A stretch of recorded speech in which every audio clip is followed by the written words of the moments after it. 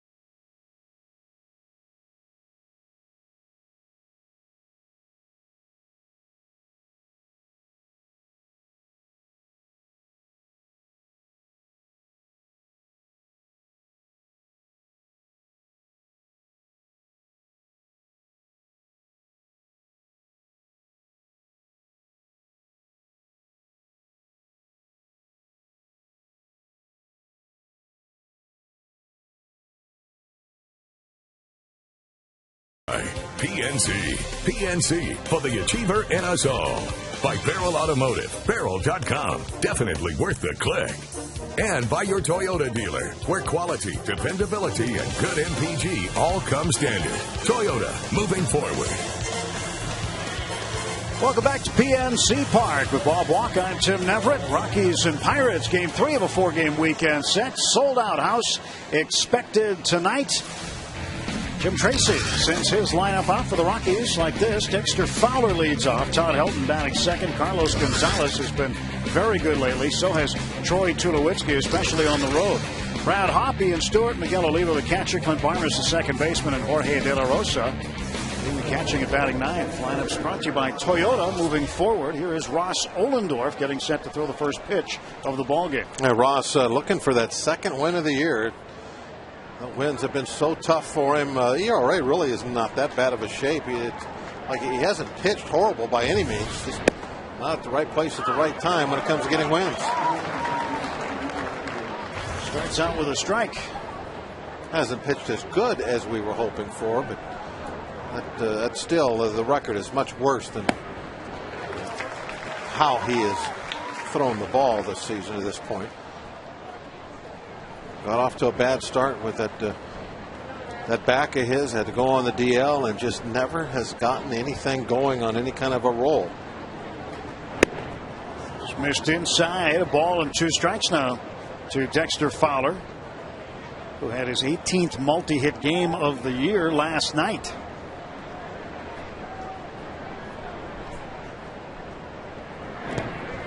Rockies are 15-3 when Fowler has a multi-hit game. And he's had 5 of those in his last 5 starts. So one of the objects of the game tonight, keep him off the bases. Switch hitter, runs very well. That's a little better from the right side than he does against the other side. You see the sun now, which is usually trouble at this time of night. Yeah, right now it's got to be very tough for anything hit toward left center field. Jose Tabata going old school, no glasses. Andrew McCutchen with him on. Well, if he has to go toward the 410 sign, he's going to wish he had glasses on. First inning runs, 5 allowed, 4 earned, and 17 starts this year. All the way again. So Fowler in a full count, 3 balls and 2 strikes. Paul Maholm, who goes tomorrow. Rockies haven't announced their scheduled starter, but it would appear to be Esmil Rogers, who's been called up from AAA. Swing and a miss, strike 3. It went by him upstairs. Looked like just a little above the belt, 93 miles an hour. Behind Ross Ohlendorf in the field, outfield left to right, Tabata, McCutchen, and Millage. Hasn't had an error in a couple seasons. Alvarez, Cedeno, Walker, and Jones around the infield. Chris Snyder doing the catching again tonight with Ohlendorf on the hill. And the other night, McDonald was throwing in the mid-90s for the first 3 or 4 innings.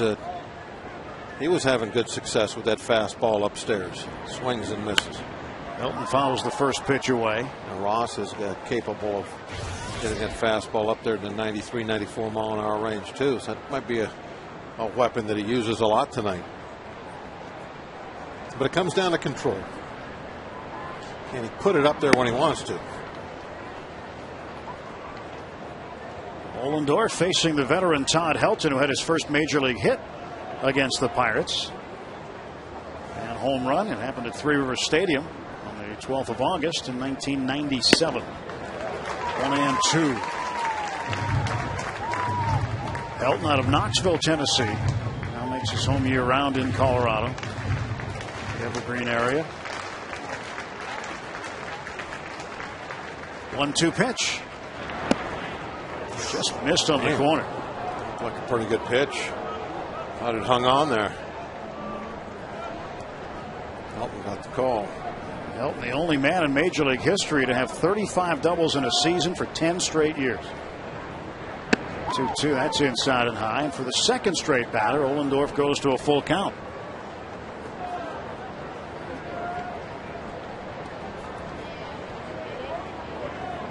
The man they call Cargo, Carlos Gonzalez, on deck. And Helton up in the air to shallow center field. Andrew McCutchen finds it. And there are now 2 away.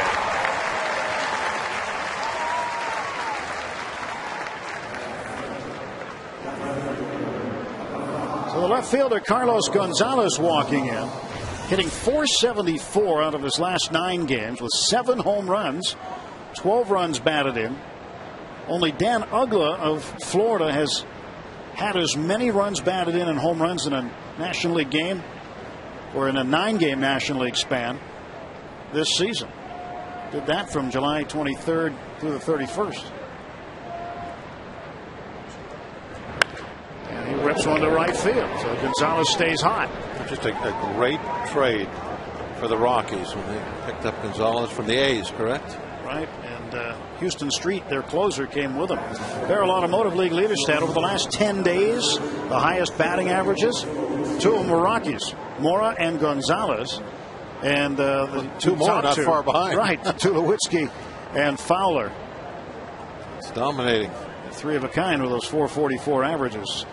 Barrel Automotive, definitely worth the click at barrel.com.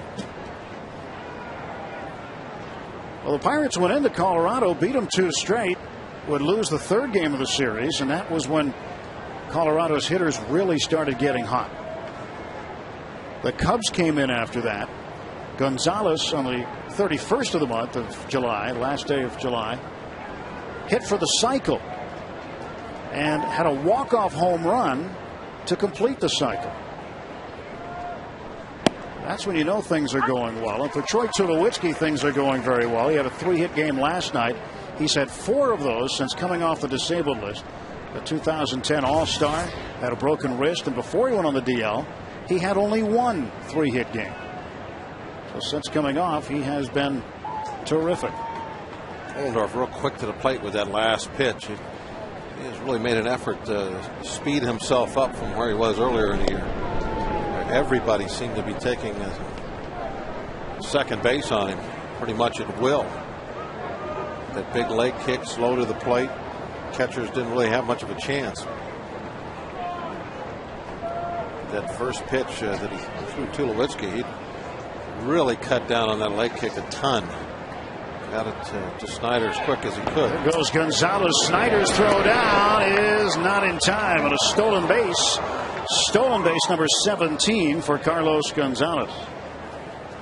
Well, that time he was quick to the plate with the leg kick, but the pitch was a breaking ball in the dirt. If that was a fastball for a strike, that would have been a fairly close play probably at second base. But that's what you have to do. You got to give your catcher a chance. Pirates catchers have thrown out 5 of the last 8 runners attempting to steal against him.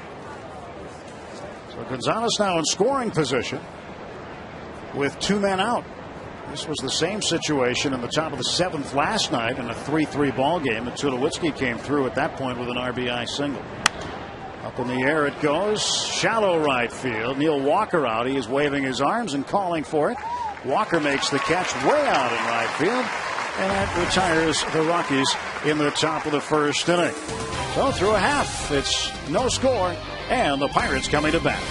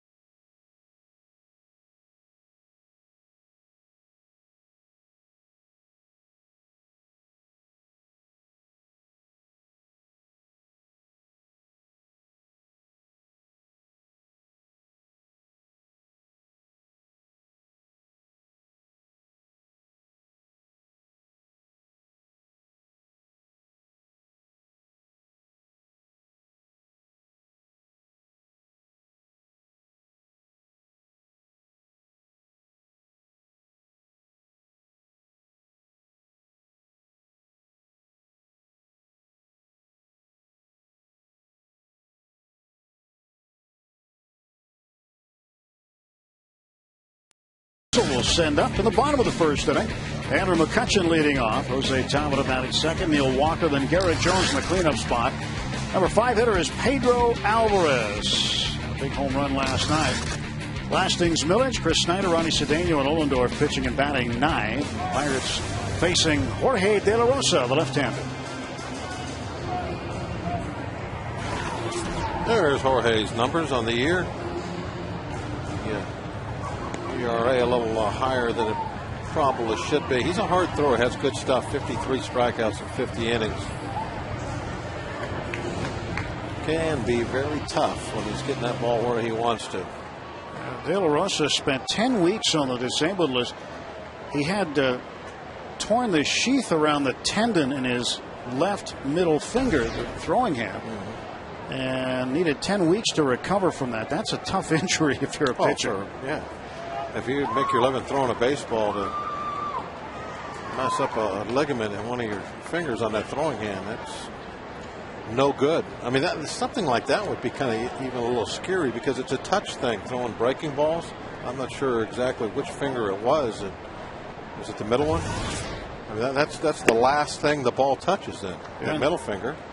So that could have been a real problem for him. Andrew McCutchen, the subject of our PNC achievement tonight versus the Rockies. .316 average in 10 games. PNC for the achiever in us all. 1 ball and 1 strike to McCutchen. Well, one of the things De La Rosa complained about was he couldn't feel the baseball. And that's a problem. Yeah, it's a big problem. Pitch fouled away, 1-2. A couple of times I had to deal with some blisters.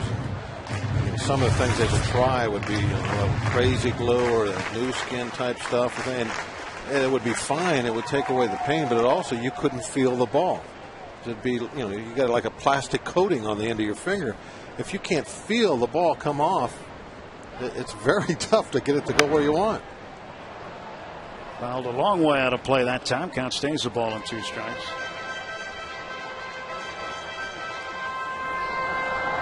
They put the crazy glue on. You just made sure you didn't touch anything for a while.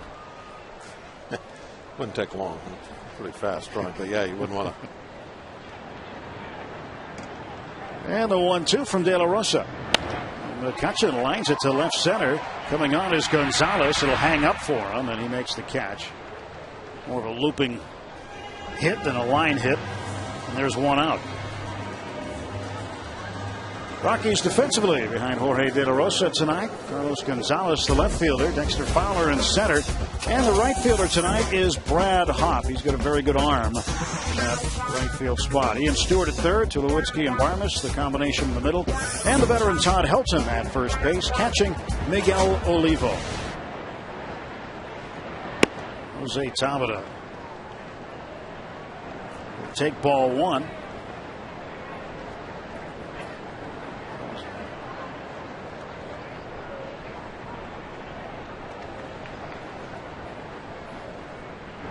Tabata takes a strike, 1-1. Sun is a problem, and it affects the cameras sometimes. As we look in from center field this time of year, it is not only an issue for the outfielders, but for our hardworking guys in the outfield as well. It only affects the game for about an inning, and then it goes away. We'll be all right. We need somebody to go stand on the roof with a big scrim for about an inning. Just shade the sun? Yeah. 1-2 pitch coming from De La Rosa to Jose Tabata. And a strike 3 call, rung up. 2 down for Neil Walker. Jose strikes out. Good curveball that started way out in that left-hand hitter's batter's box. Rolled into the corner. Growing pains.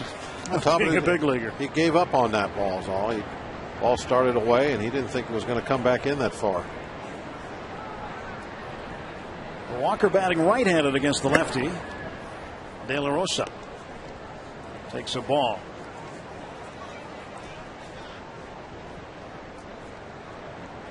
De La Rosa, 29 years of age, 6'1", 215. From Nuevo Leon in Mexico. Just outside. De La Rosa started against the Pirates on the 26th of July in Denver. Went 7 innings. Gave up 3 runs, 2 earned. Pirates would win at 4-2, and De La Rosa would suffer the loss in that game. Zach Duke got the win. 2-1.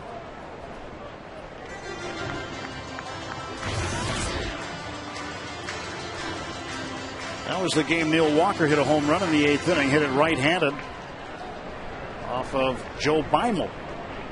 Came out of the bullpen.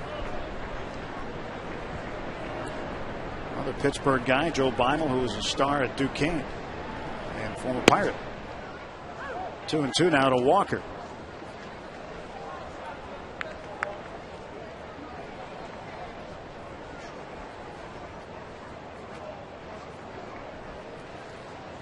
Two balls, 2 strikes to Neil Walker.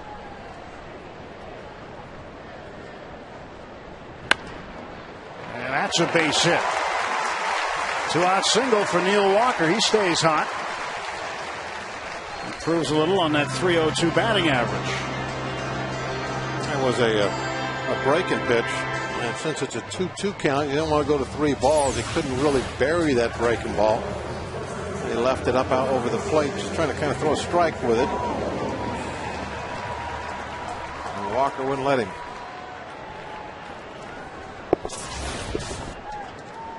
Walker aboard with 2 down. Here's Garrett Jones at the plate. Cleanup hitter. And Jones takes ball 1. The 1-0 to Garrett Jones. Jones leads the club in homers with 15, RBIs with 62. Hit a home run in game 1 of this series. His first at bat.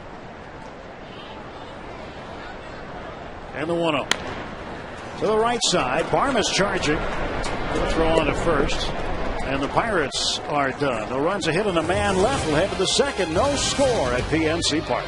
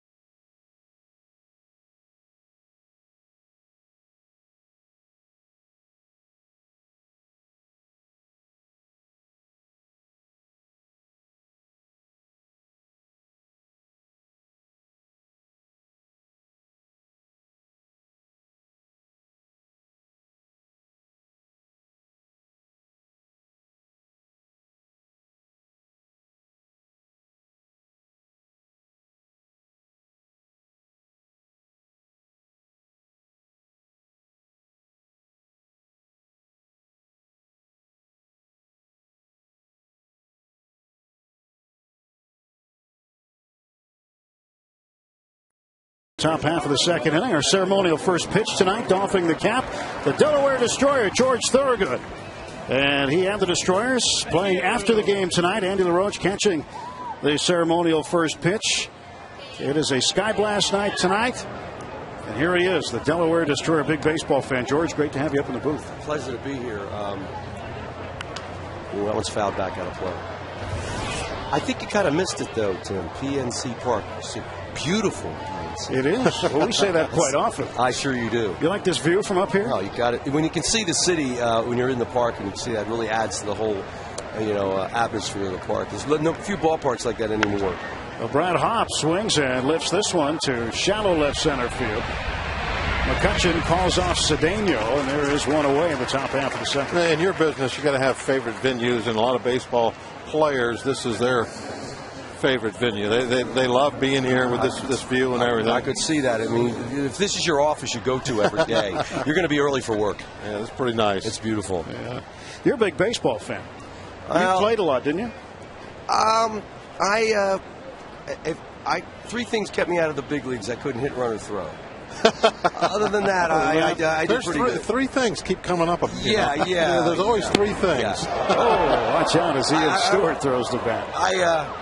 I started the first baseball memory I ever had. I was on a school bus in the 4th grade, and I'm walking to get off. And the bus driver's listening to the ball game, and he says, "Here's the pitch. Mazeroski swings. It's a home run. Pittsburgh wins the World Series." That was the first baseball memory I ever had. Wow. Not even the pitch before that. Wow. That very first thing was the first thing I ever. I didn't even like the game before that. I was terrified. After that, I bought a baseball glove and got into Little League and all that sort of thing. But it was Bill Mazeroski's home run, and that was the very first memory I've ever had. Ever. So if that's not going to put the hook in, nothing will. That's great that you're here in this ballpark tonight. You'll have a sold-out house to perform to after the game. Better than 30,000. Here's the 0-1 to the third baseman, Ian Stewart. Now he's behind 0-2. As I came in Mazeroski Way, the new Maz statue is right there. It must be about 20 feet from the Destroyers drum set. Nice. See, it's right there, ready to go. Nice. I looked at it. You're going to have a lot of fun tonight, I think. I was fortunate enough not just to meet Bill Mazeroski, but I got to play in a Mile High Stadium in a Father's Day game, Hall of Fame game. And so not only did I get a chance to meet my hero, I got a chance to actually play a game with him. Now that's actually, he took his tobacco out and threw it on the field, and I picked it up and put it in my back pocket. There's the statue out there getting ready. Wow, what timing! You could be standing right in front of the drum set right there. That's how close it is. This is great. September 5th. We made it on the night of the unveiling of Bill Mazeroski's statue. No, that's coming up in a little less than a month, but close enough. I'll come back. Pretty close. We'll come back. Come back for sure. Yeah, I saw Clemente play in the Connie Mack Stadium when I was a kid. And they had that big wall in right field, the old ballpark, and I was right behind the third base dugout. So I made a line shot right off of that. He had an unorthodox style, you know. Ooh, that's inside the line, and an extra base perhaps for Stewart as Millage tracks it down in right. And Ian Stewart in with a one-out double. Well, I'm guessing you were a Philly fan. I was until after the '64 season. Mm-hmm, yeah. that turned everybody away a little bit. That was rough. That was hard to take. I still haven't got over that. I should. So I started pulling for the Mets after that because I figure, the Mets are going to lose. Yeah, there's no expectations there. Huh? And I always could get a good seat at the park.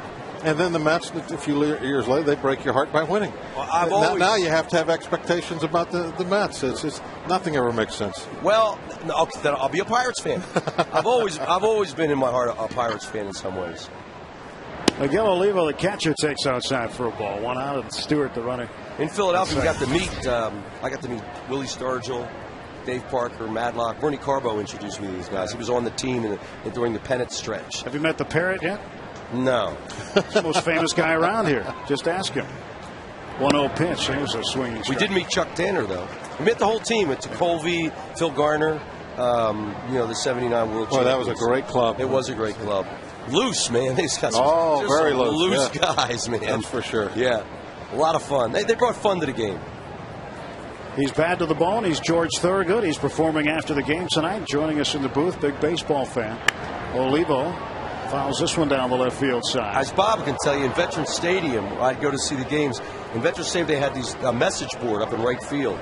And on it said, one game, it said, "They're coming to town, they're big, they're bad, and nobody likes them. They are the Pittsburgh Pirates." And everybody in Philly started booing, but they booed respectfully booing. Yeah, that was because they had respect for these guys. An awesome rivalry back in those days. Yeah, well, please. Olivo hammers one to left. Waiting for it. In front of the track is Tabata. He makes the catch, and they're now 2 away.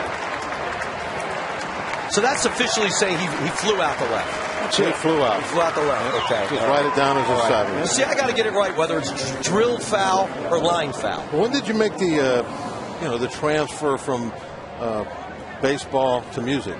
Was that really early on, or there was no real transfer, Bob? I mean,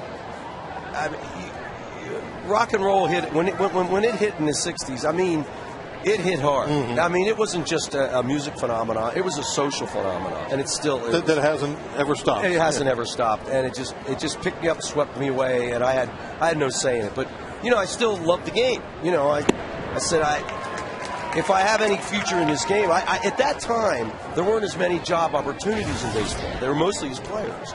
2 groundskeepers, 1 guy that took the tickets, 1 announcer, and I know there's so many different places you can get a job in the major leagues. Maybe I would have applied for some, maybe in the PR or whatever. Something to promote the game. So now you got my services for free. Did you start out in the blues rock, or pretty much? Yeah. So you pretty much stayed true to yourself then from the beginning. It's like when you're a ball player. If you're a pitcher or you're a hitter, you go, I can't do what Willie Mays does, so I'll bunt. Okay, I can't throw like Nolan Ryan, so I'm going to do something else. Right. Well, it's like that with music. I said, pick what it is you can do, and if that's your passion, stay with it. That's your game. That's your game. Don't swing for the fences when you're a singles hitter. Contribute what it is you can do. Well, he's entertained millions around the world. He'll entertain better than 30,000 here tonight at PNC Park after the game. George Thorogood and the Destroyers are here. And Barmes hits one to left, and getting underneath it is Abida. Yes, he did. That's it. That's the end of the inning, George. Great to meet you. I want you to make sure you tell the people we drew more than Steve Miller. Okay. Oh, a pleasure meeting you, man. Thanks, George. Take it easy. I'd love to.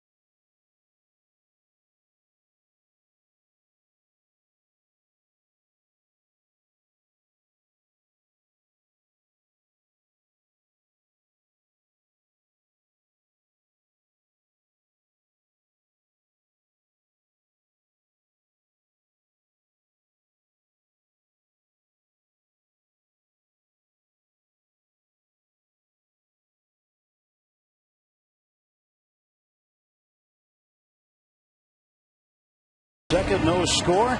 The good word tonight comes from young third baseman Pedro Alvarez on his 3-run shot last night. Obviously, a situation like that, a moment like that is very exhilarating. It's always nice to know that we can have that in our back pocket. That's the good word. And Pedro up there again. The home run that he hit last night was a frozen rope out of here, and it got out in about a second and a half. He launched it. Takes inside, ball 1. Good work with his hands on that. The dinner tonight, sitting around there as we always do. Mark Gardner was mentioning that about the hands, and watching on a replay that we had earlier when we were putting together the Open, and boy, he was extremely quick with those hands. Didn't notice that last night. Down to second. Hit that one decent, but right at somebody. Pedro is gone here in the second inning. Well, Pedro's going to strike out. I mean, everybody strikes out, but he being a guy who's going to take a lot of big swings, he's going to strike out every now and again. And that's going to be part of his game over the years. But when he hits them, they're going to travel. He's going to drive in a lot of runs. Part of the core of young players that Pirates will be building around. And here's Lastings Milledge. Milledge hitting .274. He has 3 home runs and 32 runs batted in. Takes strike 1.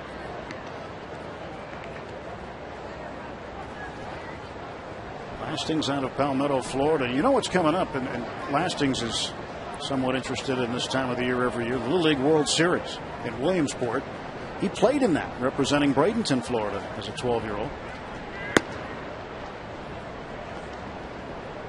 He pitched, played all over the field, hit some home runs.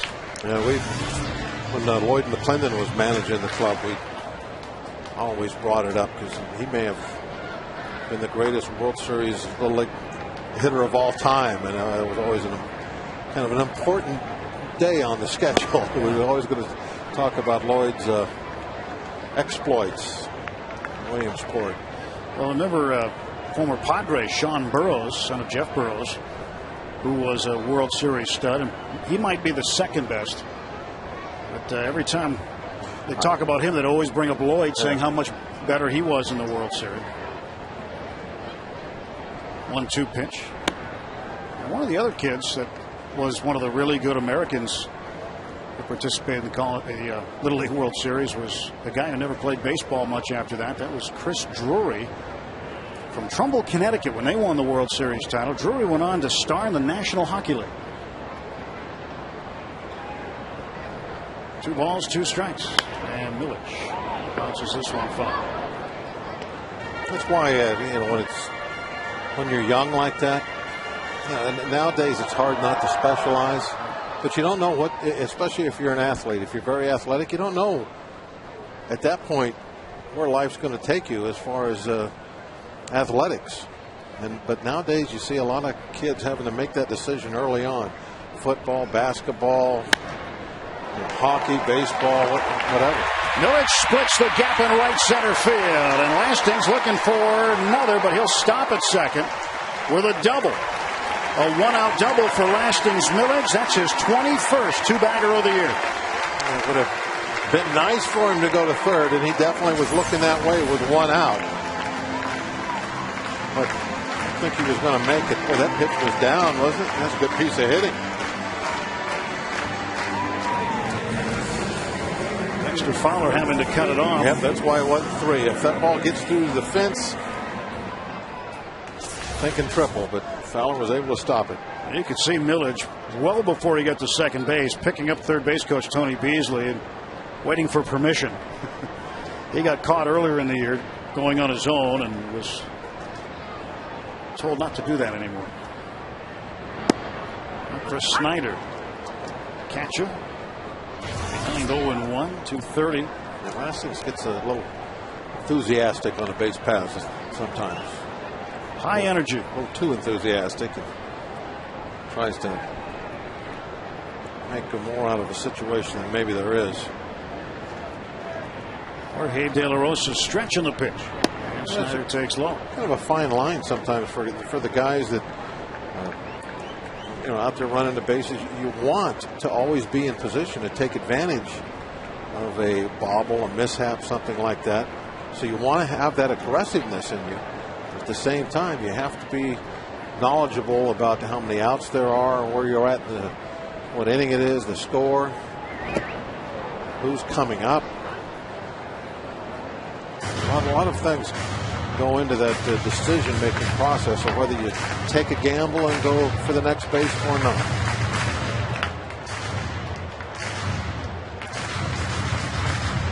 One, 2. Lastings Milledge in scoring position. No score, bottom of the second inning. Pirates took game 1 on Thursday night. Rockies would win last night, even up this 4-game set. 1-2 to Snyder. That's low, 2-2. Well, it was nice to meet George Thorogood. Huge baseball fan, and it's you could tell by his enthusiasm how much he really enjoys the game. Yes, as he walked in and I introduced myself, and immediately it was 1980 Phillies. I mean, he knows his baseball. That was a long time ago. Of course, growing up in that area, He's followed the Phillies, even though he said he'd switched to the Mets.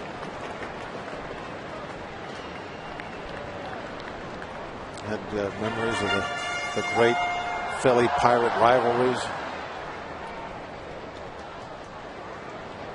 Don't see the Phillies the rest of the year. Yep. How about that? The first memory of a big league game he has is hearing the Mazeroski home run on the radio. It's amazing. On the school bus. 3-2. To shortstop, Millage going, and he's going to be out. See, there's that enthusiasm we're talking about. It's just a routine ground ball to third. You can't do that.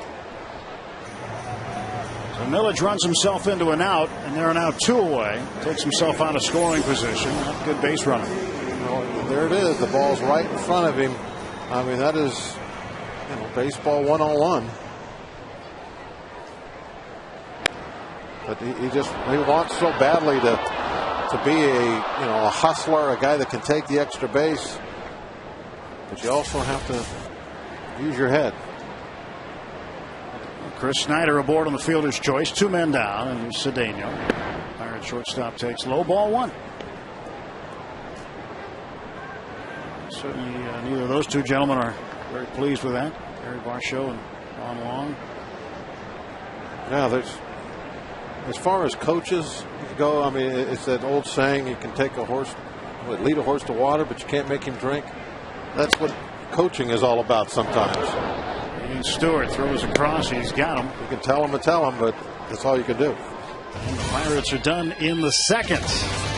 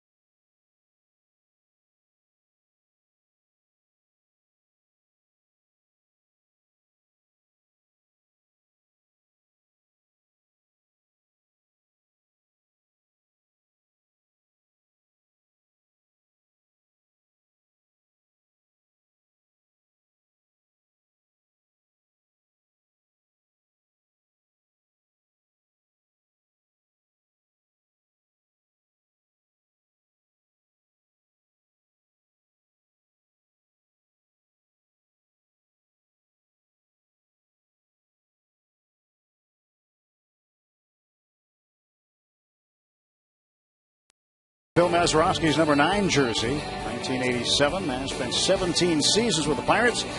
294 doubles, 853 runs batted in, 8 gold gloves. This day in history brought to you by Day Automotive. Bill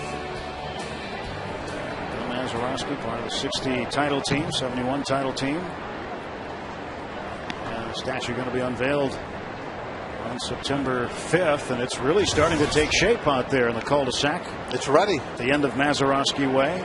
It kind of looks like a mummy right now. It's going to be like a sci-fi movie, the unveiling of the mummy. I can't wait. I think it's going to be great.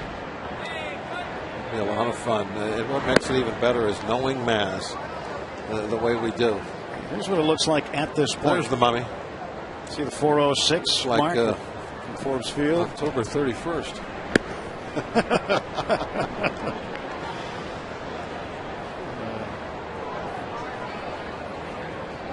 So when we drive into work every day, we go right by them. Yep. It's going to be a nice addition to the scenery we already get. 2-1 to De La Rosa. Ross Ohlendorf pitching tonight, one day before his 28th birthday. He'll turn 28 tomorrow. 2-2 to De La Rosa. Ollendorf would love to give himself an early birthday present with a win tonight. Another sold-out house. 6 straight Saturday home games have been sold out now. And a strikeout.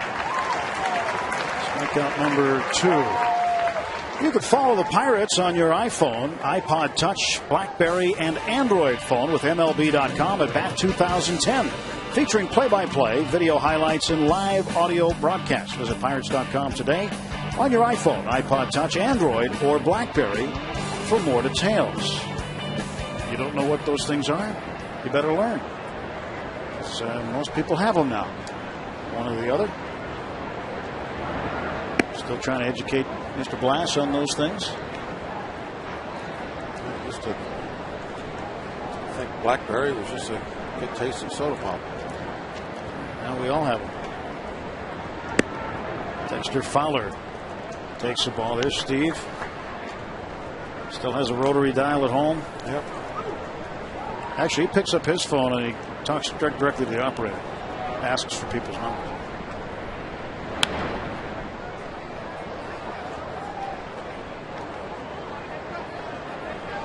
There you go.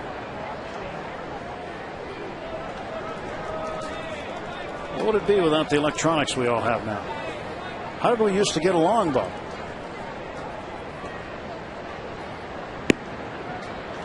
Strike call. 2-2 to Fowler. If everybody had to go like one day a year, no telephone day, no cell phone day, man, what would that be like? 3-2. I know you had one of those, a couple of those days recently. Well, when I fell in the pool, yeah. Had you told that story? Yeah. Okay. It's an old school phone. Bullpen phones. 3-2 fouled away. Like I said this about a month ago, that the last phone with a cord on it in the country will be a bullpen phone somewhere. At some point, there will be no more corded phones anywhere in the U.S. except sitting in some bullpen. 2 fouled away again. Well, what do you think the next wave of technology will be as far as a bullpen phone? Where will they go from here? For bullpen phones? I know you've always got good ideas about that kind of stuff. I mean, will we have wireless? Will it be video phone from the dugout? What's it going to be? Well, give me 2 seconds to think of something. I know I put you on the spot. For communication to the bullpen.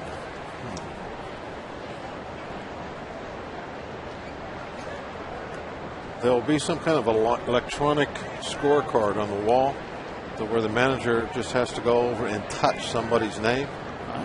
And a corresponding electronic scorecard out there, the name lights up and he knows he has to warm up. Strike 3 called as Fowler is down for the second time on strikes. And when he's loose, bullpen coach goes over, touches his name again. That lets the dugout know he's loose. Good pitch on the inside corner. I think that was a good pitch for your invention, too. They'll call it the iCard. Now, you got to take credit for that before somebody else steals the idea.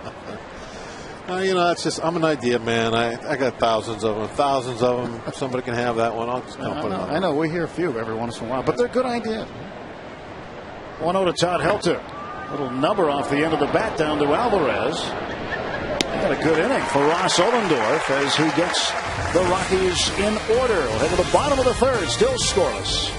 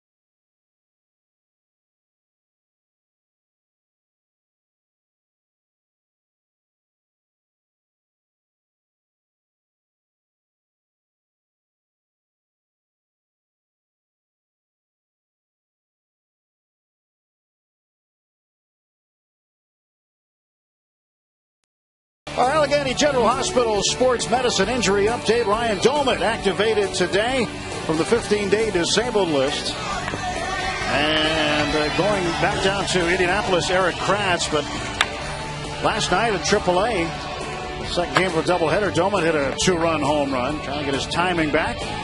Not in the lineup, but expects to see some lineup time in right field. Ryan Doman coming back today. Well, I had a close call there, Bob. Closest call of the year on catching a hot dog after the third inning. It off the end of my hands into the catching net. That's all right. We still got it right here in our basket. You kept it in front of you. Yeah, I did. I didn't. All right, I threw it down. Yeah, I saved a run. I threw it down. It kept it from getting back into the booth. That's good. You knocked it down. Ollendorf with a strike, 1-1. Well, we teased the Parrot because he's been so awful this year and hitting the booth. He put that one right on the money. Right on the money. I was leaning over as far as I could, and you know that's not too far. And hit off the end of my hands right into the net in front of the booth. Well, we were about to go live, too. As we were coming back from break. There was a lot going on at that moment. Yeah. 1-2 to Ollendorf. Ross on the year. 1 hit in 20 at bats. Now it's 2-2. Let's see, there it is. Just missed it. Bob got it. See, I was going back to work and Bob's still fooling around. I'm always fooling around. Ollendorf swings and strikes out.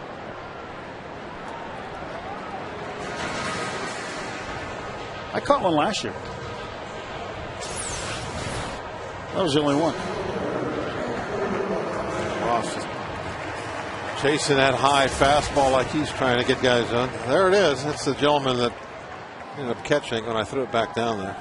I believe there's a certificate that's wrapped inside there where you can actually go back and get a fresh hot dog. Well, he's close enough. I think that's what that is. We can yell down and ask him. That one gets away. 1 ball, no strikes to Andrew McCutcheon. Wonder how long it'll take him to open it up. This one just a little high. Off the stones in the back.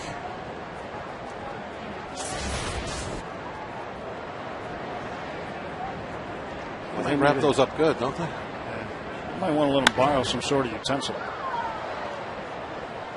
1 ball and 1 strike.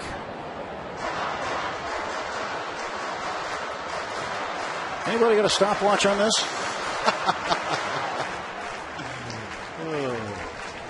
Making some progress. Yep. I think he's got an opening now. Right back to De La Rosa. There are 2 down, and McCutcheon starts the night 0 for 2. Christmas morning must take forever in that house. Is he looking for the instructions? Oh. No, turn it the other way. Yeah, there you go.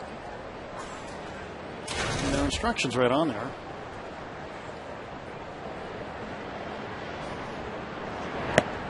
If he was really hungry, he'd have had that open by now. I'm sure he had a big dinner. No balls and a strike to Jose Tabata. And a check swing foul ball, nothing in 2. Jose struck out in the first. Well, the Parrots got some scissors, kind of give Neil Walker a little bit of a trim. And you can go help him out.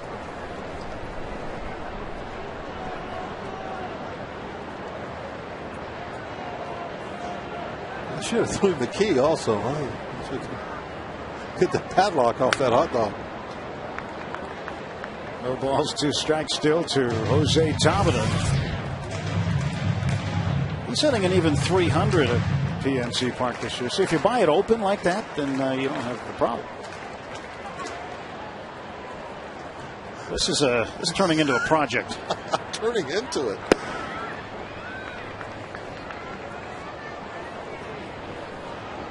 One and 2 now.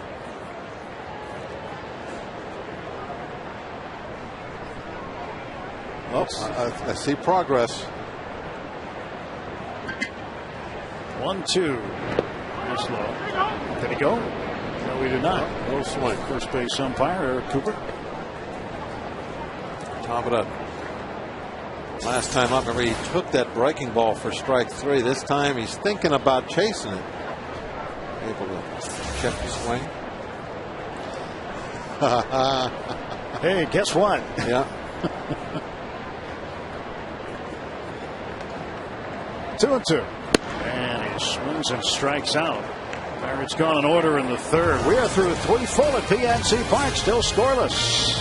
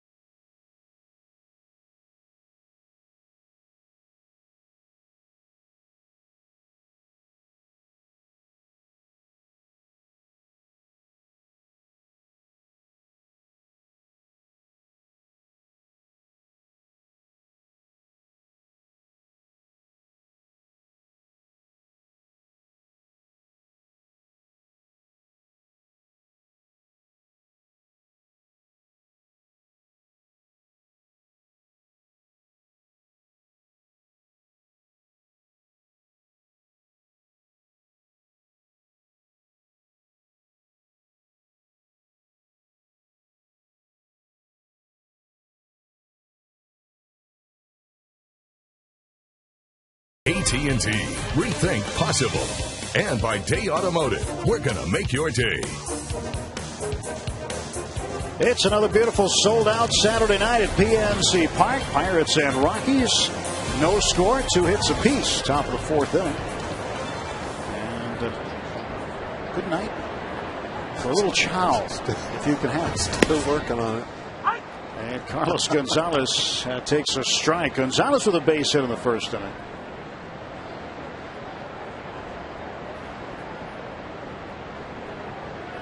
What he wants is that little green piece of paper in there so he can go back and get one of the hot ones from the concession stand.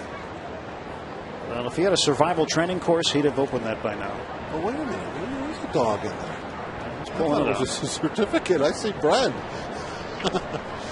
1-1 pitch, and Gonzalez takes it inside. 2 balls and a strike. How about Gonzalez's average? .322. He's now equaled the average that Joey Votto had to start the night. Votto leading the league in average. Placido Polanco behind him at .321. So the top 3 in hitting in the National League is Gonzalez. And today in the Denver newspapers, they were making a case for Carlos Gonzalez to be the National League most valuable player. And he swings and drives one deep to right center field, way back, and it is off the top of the wall. Gonzalez rumbling around second. Here comes the relay, and he'll be into third standing up. Just didn't quite get enough of it.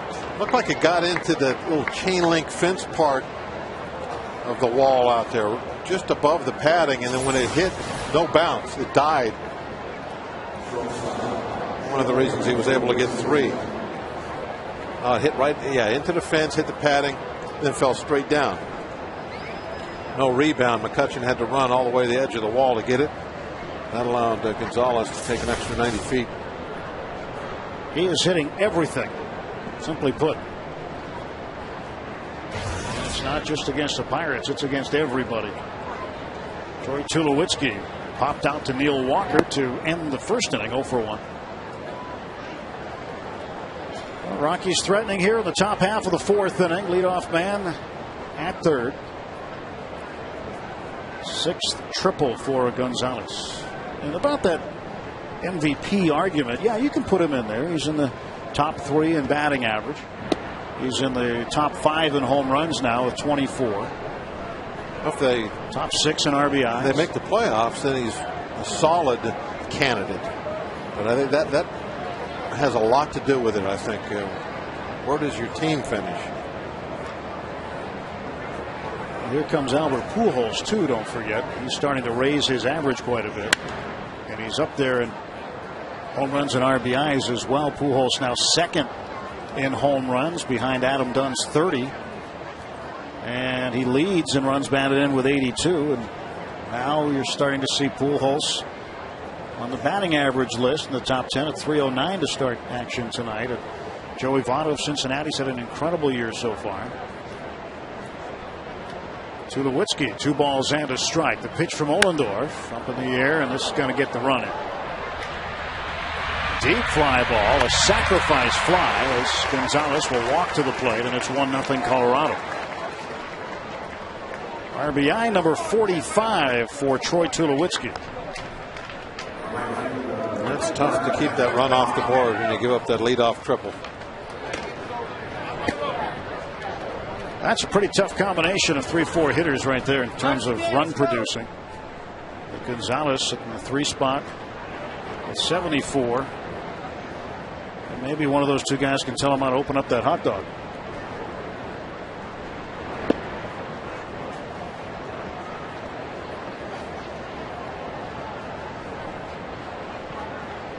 Right after the top of the 3rd inning, he got that hot dog? Got a whole inning. Brad Hawk skies it to shallow left. Cedeno there. 2 men are on. Well, tomorrow the Pirates will host the Rockies at 1:35. It's another Kids Day at the ballpark, starting at 11 o'clock on Federal Street, the Family Fun Zone. Kids run the bases post-game thanks to HK Pretzels, and all kids 14 and under get a replica batting helmet courtesy of Trib Total Media. To get tickets, visit Pirates.com. Always a big day. Replica batting helmet day. Comes with the stickers, the gold numbered stickers too. You can put whatever number you want on. It's like he's opening up an ear of corn right now. He didn't rip that piece of paper. There actually is a hot dog in there. Look at that. One of the many things you can get here at PNC Park. Ian Stewart, the 3rd baseman, behind 0-2. I'm going to have to investigate this now, because I thought it was a fake dog with a certificate for a real dog. There's a bun in there. And I think he's trying to put the certificate back together. 0-2 pitch.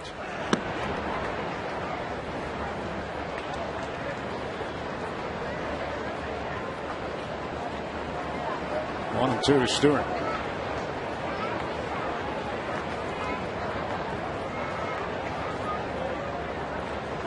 And Ollendorf's 1 ball, 2 strike offering. Swung on and missed, strike 3. A run comes in on a hit. And after 3.5, 1-0 Rockies.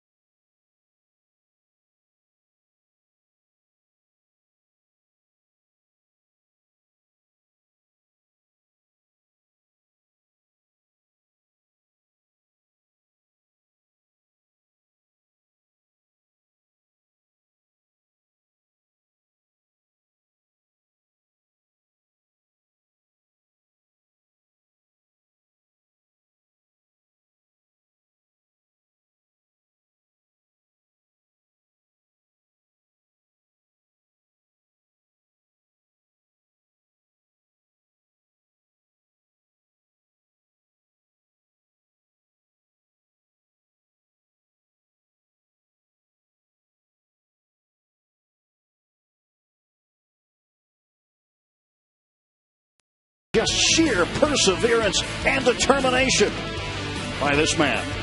It took him a full inning, and he finally got a bite of the hot dog. That was shot up to him in the third. He got it after the top of the fourth. Yep, I'm on TV. How are we doing interviews? We had to wait 14 and a half minutes for that smile. That's how long it took. 1-0 Rockies as we go to the bottom half of the fourth. And Neil Walker leads off. Walker 1 for 1. He had a single up the middle in the first inning. Jorge De La Rosa deals. That's a ball low. A ball and a strike. Ball, no strikes, beg your pardon. Just underway in the inning. 1 run on 3 hits for Colorado. No runs on 2 hits for the Bucks. Now it's 1-1.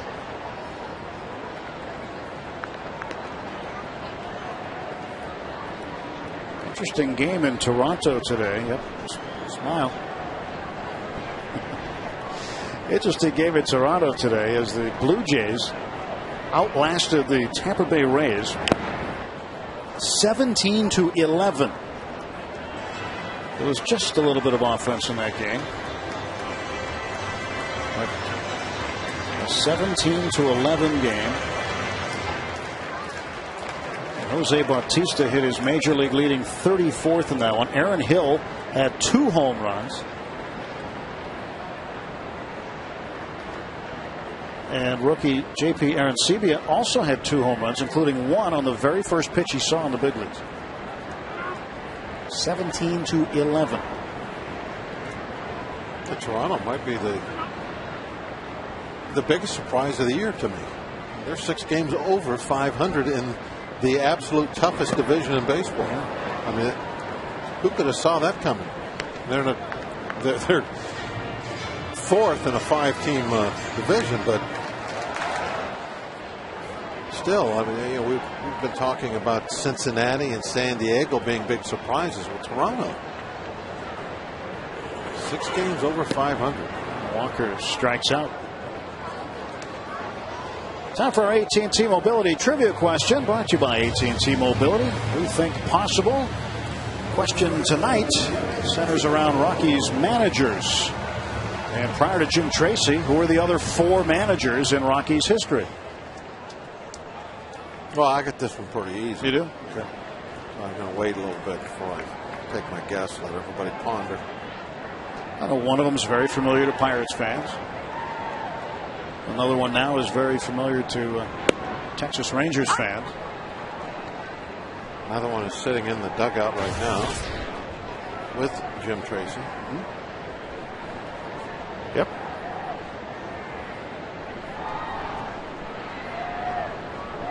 I think both of us have this question. So tempting to just throw the answer out right now, but we'll wait a little bit. 1-1 now to Garrett Jones. Great night for ice cream here at the ballpark. No humidity at all. Just a perfect night to be sitting out here. It'll be a great weekend. 1-1 pitch. And he swings and misses. 1-2. Jones chased that one down. Wow, this could be just as nice. A beautiful day. If you weren't thinking of coming to the ballpark, you might want to do so. Bring your kids. A Kids Day at PNC is great. Lots of activities out on Federal Street starting at 11 o'clock for the kids. 1-2 pitch. Outside 2-2. Pirates will wrap up this homestand. A travel day on Monday, going to the West Coast, going to San Diego for the first time this year. Only trip out to San Diego. And then from San Diego over to Houston, Texas. Back home for a long homestand. The Cardinals, Marlins, and Mets coming in. So 2 teams the Pirates have not played at all this year. The Marlins and Mets will be here on the next homestand. Full count to Jones, 1 out. Jorge De La Rosa. The payoff pitch. He got it. Time to take a look at today's Coors Light Cold Hard Blast. Last night of the 6th inning with 2 on and 2 out. El Toro struck again. Just a rocket shot out of here into Pedro's porch in right field. A 3-run shot that tied the game. That's the Cold Hard Blast, brought to you by Coors Light, the world's most refreshing beer. Can he do it again? Swing of the bat would tie it. Ball and no strikes to Pedro. Alvarez grounded out to Clint Barnes at second base in the second inning.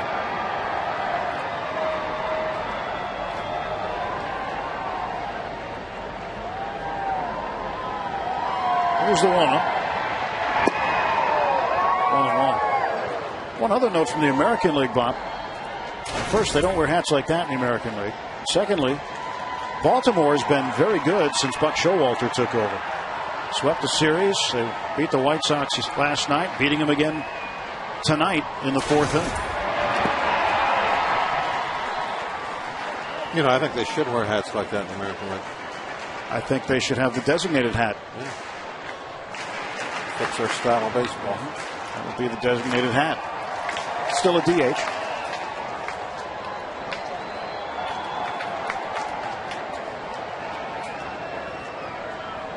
De La Rosa's 1-2 pitch. Alvarez taps it foul.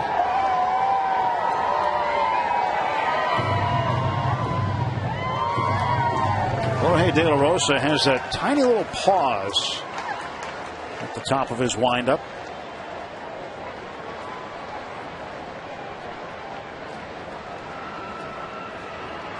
Right there. It reminds you of an otter. Tiny little paws.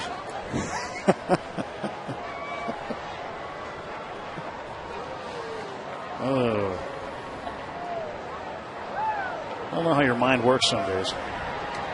2-2 pitch. And that's low. The count full, 3-2.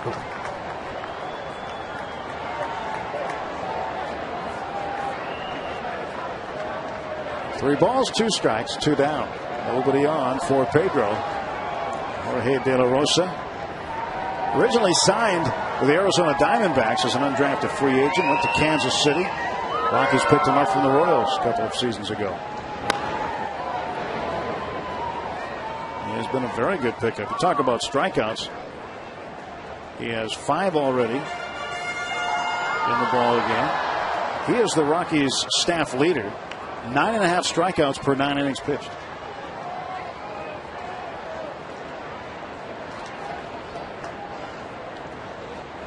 Rockies have some talent. They're still time enough for them to get back in that race.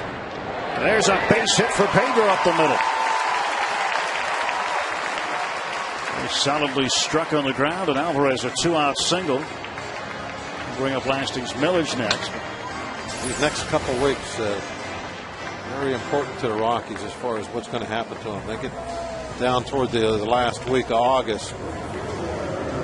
If they still haven't made a significant move, then they got to be thinking about, well, should we make some waiver deals? Because that September 1st deadline is coming up for teams to have their postseason rosters set. Jim Tracy took over in May of last year for Clint Hurdle.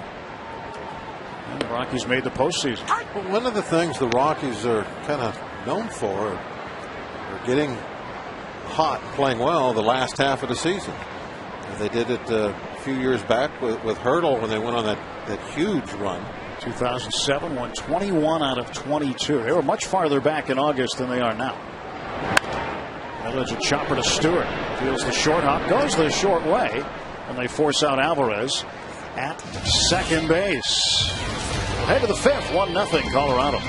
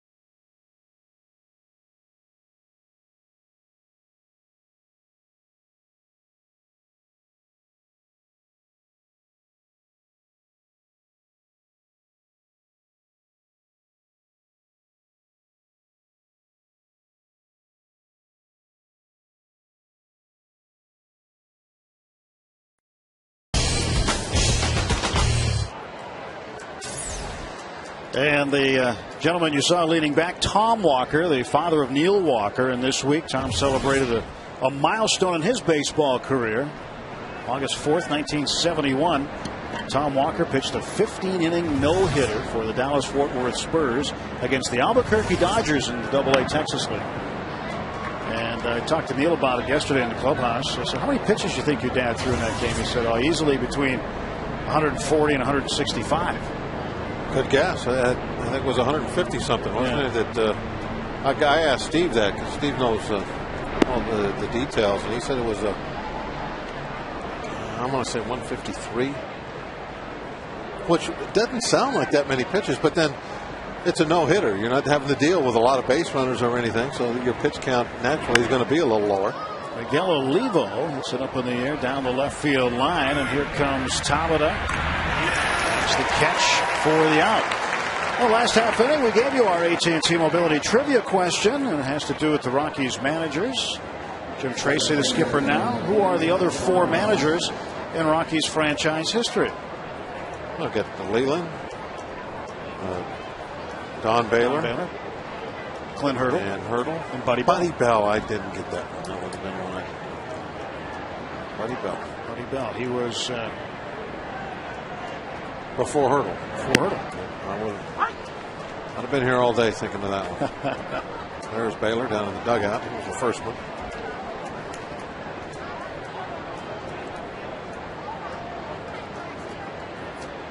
Oh, 1 pitch. This one's fouled back. Just got a text from one of our sources. Who'll be sitting in the booth with me tomorrow. Otherwise known as. He said that he had a conversation with Tom Walker recently. Said Tom threw 190 pitches. Oh, well. Your source is throwing Boss under the bus there. Well. 190 pitches, huh? That's a lot of pitches. 1-2. Varmus in the air to center. Going back a little is McCutchen. Can of corn for him, and there are 2 down. Ken Kay from Cheswick is the Make Your Day giveaway prize pack winner for the month of July. Ken won tickets to a Pirates game, autographed baseball memorabilia, and a gift certificate from Day. You could be the next winner, so be sure to sign up now for the monthly drawing at fsninsider.com. Make Your Day giveaway. I'm sure they made Ken Kay's day. De La Rosa struck out swinging in the 3rd, up for the 2nd time. Rockies get their run in the 4th inning. Gonzalez led off with a triple. And then Tulowitzki came in with a deep fly ball to dead center. And a sacrifice fly got Gonzalez in for the game's only run so far.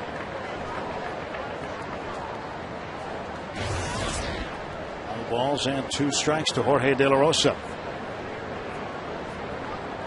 2 hits and 17 at bats for the Rockies.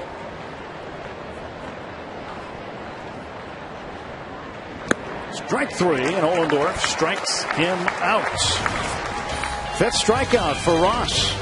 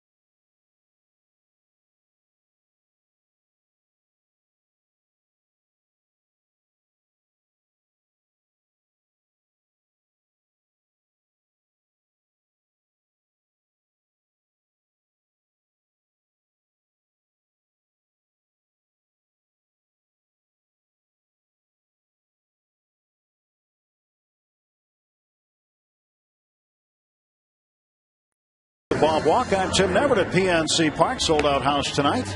Go to the bottom of the 5th inning. And the Pirates sending up the catcher Chris Snyder. Shortstop Ronnie Cedeno. And the pitcher Ross Olendor. Fireworks barge out there. Sky Blast 2 after the game. It's loaded. Zambelli Fireworks ready to go. Working hard. They got the fireworks off the barge. They'll be shooting them off the Clemente Bridge as well. But I'll tell you what, you will not see a better fireworks display anywhere. And George Thorogood after the game. 1 bourbon, 1 scotch, 1 beer. By the way, we're going to go with 190 pitches. Oh, for Tom Walker's 15-inning game? I just went over and talked to Steve. He backed down on the 153. Okay. So I think your source is the credible source. Source is John Wayner. He'll be in the booth here tomorrow. John gets to work a home game tomorrow. 0-1 pitch. Way outside, 1-1. Chris Snyder, former Arizona Diamondback. He's familiar with these pitchers in the National League West, certainly. And all the hitters, too. Having game planned against them for the last several seasons.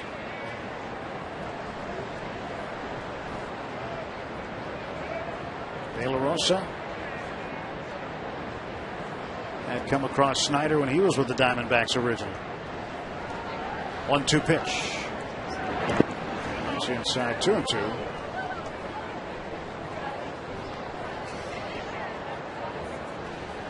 Well, we visited with George Thorogood in the 2nd inning. He came up, the Delaware Destroyer. Pretty neat guy. I don't think he wanted to leave. He was having a blast up here. Love the view. He's going to be entertaining a crowd of better than 30,000 here tonight. 2-2 pitch. And it was fouled back.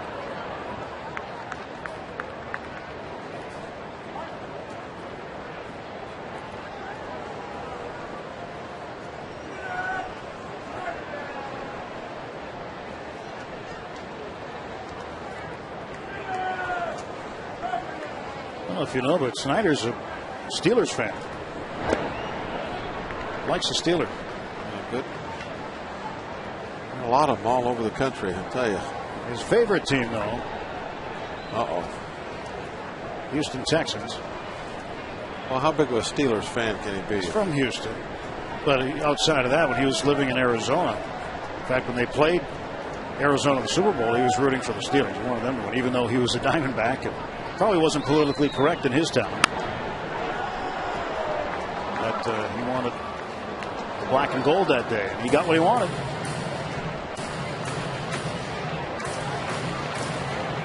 Antonio Holmes making that great catch. He's big enough that he probably played some football at some point. He's 6'4", 235. Is it tail of the tape? 3-2 is low. Ball 4. And a leadoff walk is issued to Chris Snyder. Tying runners aboard. Well, helping kids has never been sweeter. Make sure to join us at the Presley Ridge Ice Cream Fun Day, Saturday, August 28th at the Pittsburgh Zoo. Visit PresleyRidge.org for tickets and information.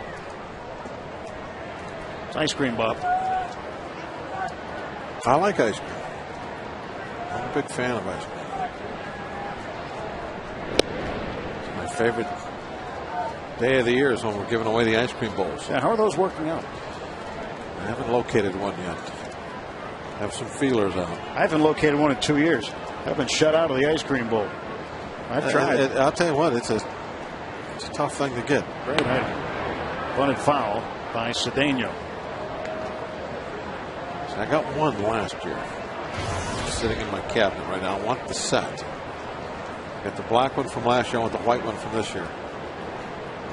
I guess next year it'll be a gold one, I'm guessing. That's a good guess. Cedeno's 0 for 1 tonight. He grounded out to Ian Stewart at third base in the 2nd inning. Snyder, the tying run off of first base, and Cedeno whacks one to left field. That's down for a hit. And we're in business now. Well, the Pirates now with a tying and go-ahead runs aboard with nobody out. Ollendorf will most likely be moving everybody up 90 feet. So we'll have second and third. Tying run at second. And the top of the lineup up. Well, his job is to get it down so he can advance Cedeno and Snyder. And for Ross this year, he does not have a successful sacrifice bunt. Last one came last September 12th. Just means he's due. No time like the present. He's due. Charging is Helton. And Ross puts it in play. It goes foul.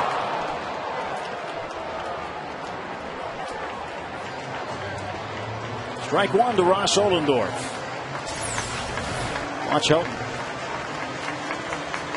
The guy that really Helton is no concern to Ross because he's trying to bunt this ball to third. But Helton has to charge in case Ross makes a mistake. Bunts the ball toward first, and then Helton's got an easy force play over third. He has to come hard, be aggressive. It's an easy play, too, for a left-handed first baseman. Gets this one down, and again a foul ball. Helton is charging so hard, he's actually getting to the third base side of the mound.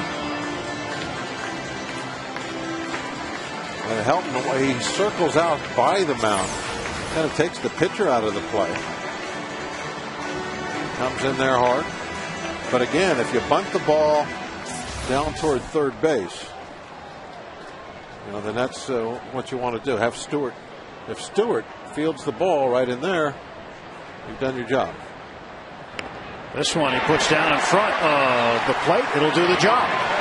So Ollendorf gets his first sacrifice bunt of the season. And now the Pirates with two men in scoring position and one out. Very nice. And it looked like that time Helton perhaps not quite as aggressive as he was early. Which was a good thing.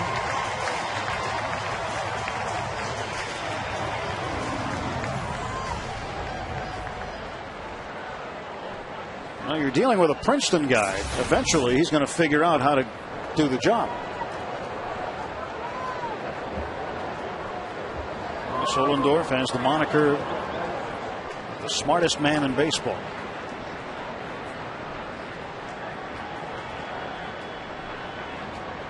Now Andrew McCutchen a chance to drive in, perhaps two.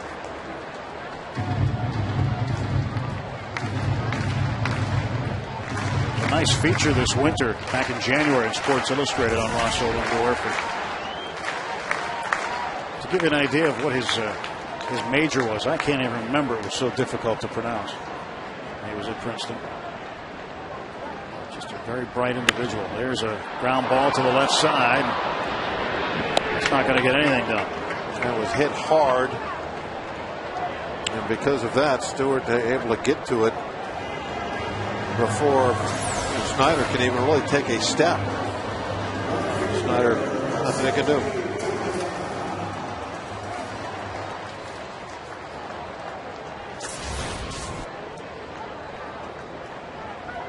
If you had a fast guy over there going on contact.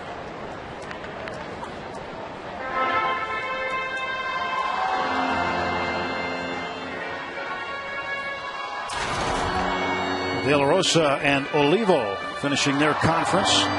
And now it'll be up to Jose Tabata to come up with a big hit. He has struck out twice, looking in the first inning, swinging in the third. But that was just unfortunate. They didn't have speed at third base. I think in that situation, 9 times out of 10, you're going to have somebody going on contact. And then you'll get the rundown going if he gets caught and run everybody else to second and third. You'd have the same situation. But you make the other team play defense, and there's always a chance they'll throw something away. Chris Snyder, the tying run. Ronnie Cedeno, the go-ahead run. Bottom of the fifth, 1-0 Rockies. And a 1-0 count on Jose Tabata.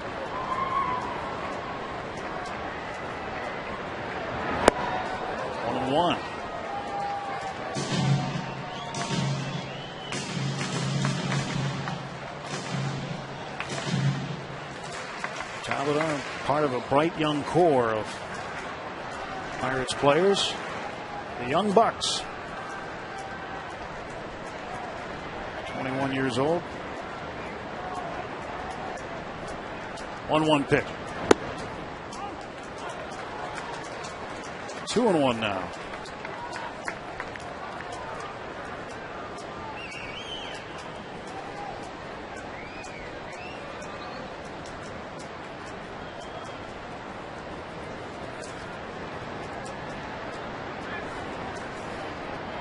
He's a .429 hitter with runners in scoring position and 2 men out so far in his big league career. He's been extremely impressive to this point. Right now he needs to come up with one. Well, the only thing that's missing from what he's been doing is hitting a lot of home runs. He only has 2 long balls yet, but been hitting for average. He's getting on base at a .350 mark.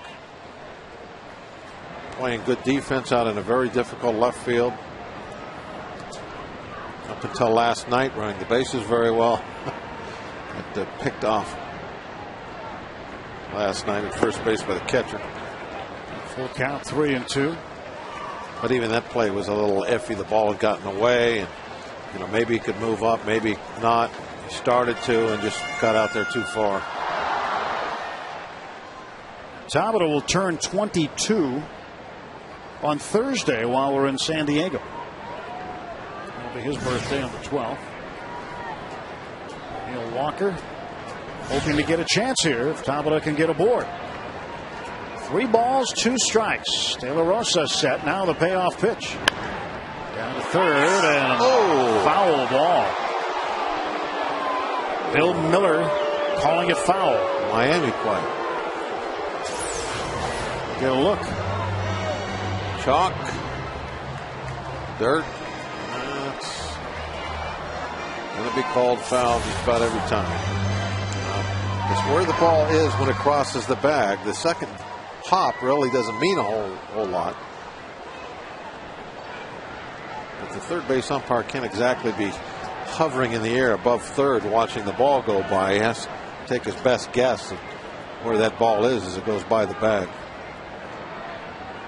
3-2. Ball 4 and the bases are full of Bucks for Neil Walker. An excellent opportunity. Pitch number 90 for Jorge De La Rosa. And we're in the bottom of inning number 5. A little bit of concern right now for Jim Tracy. Pirates have a very good opportunity. Ross is throwing the ball well right now. Big hit right now. If we can find the chalk line, maybe hit a gap or score 3 runs. A lot of speed at first base. Yes, that might be enough. The Walkers watching their son get down here just about every night. Live in Gibsonia. They're still housing Neil, by the way. Up in the air to right field, down the line. And this one is going to be caught in foul ground by Brad Hopp, and the Pirates' threat goes awry. 1-0 after 5 full. Fowler, Helton, Gonzalez coming up.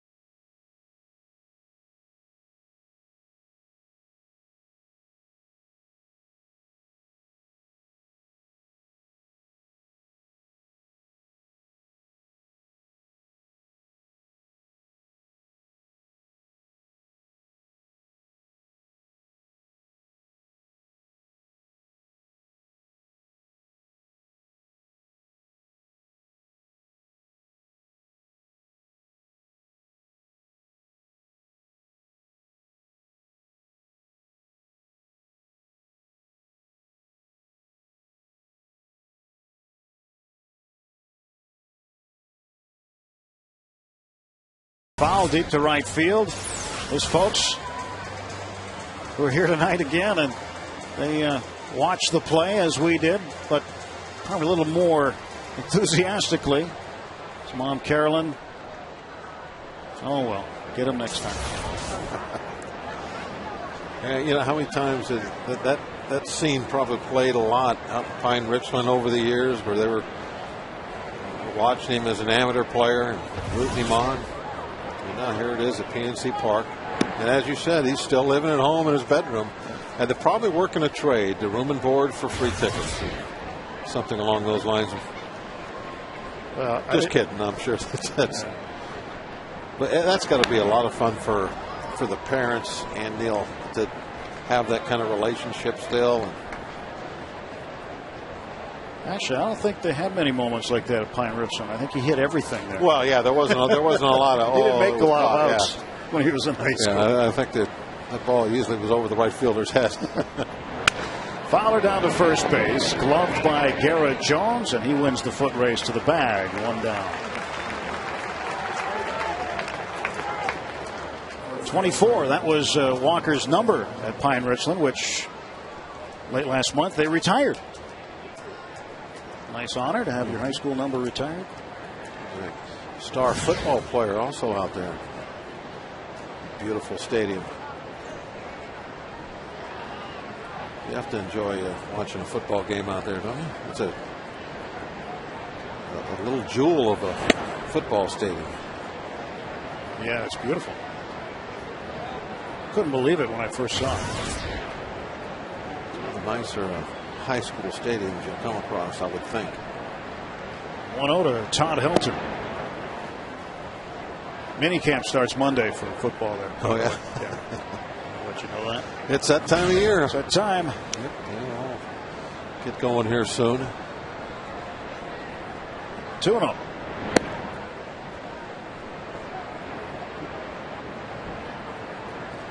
Todd Helton, a very highly decorated player, 3-time Gold Glover, 4-time Silver Slugger winner, 5-time All-Star. He could play a little football himself, speaking of the pigskin. Yeah, he was a good quarterback at the University of Tennessee. At one time, he was ahead of Peyton Manning on the depth chart there for the Volunteers. He played behind Heath Schuler, played behind Jerry Colquitt, and then was ahead of Peyton Manning as he walks. Actually started a game against UCLA, got hurt, and Manning came in, and it's the old Wally Pipp story. Manning never left the job. It worked okay for Helton. It did. Coors Light 6th inning. Let's check out the freeze cam, and this one in the 4th inning. Carlos Gonzalez right off the crossbar. That's the Coors Light freeze cam, brought to you by Coors Light, the world's most refreshing beer. Turn into a triple. Gonzalez would score, and that's been the only run of the ball game.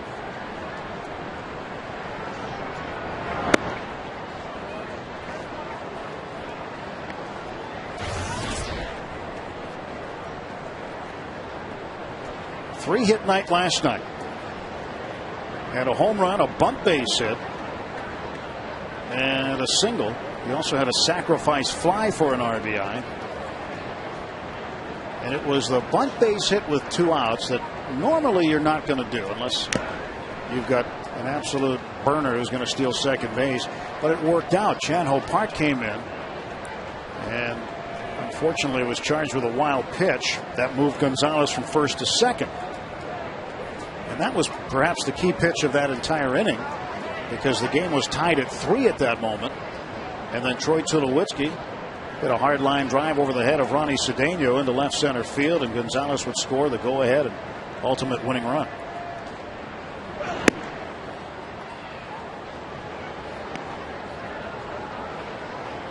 So as much as that play normally is not a good play, a 2-out bunt, especially when you get a home run hitter and one of the hottest bats in baseball, it ended up working out in a funny way for Colorado. And Zach, I don't want him bunting with 2 outs. I want him swinging away. And, Zach Duke was not in the game. He got a no decision out of the whole thing, but certainly kept the team in the game, gave him an opportunity to win. Now, if he goes down there and steals the base right away, then I mean, that's the whole thing. If you're going to bunt with 2 outs, you got to get yourself in scoring position as quickly as possible. 3-1 to Gonzalez. Helton off of first. Eric Jones playing in front of him. 3-1 pitch. Now it's 3-2, full count.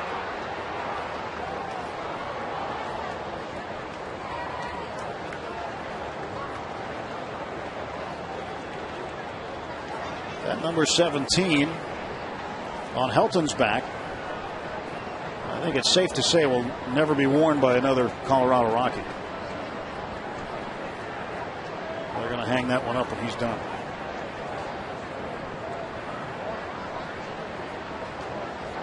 An expansion team, they got to get started.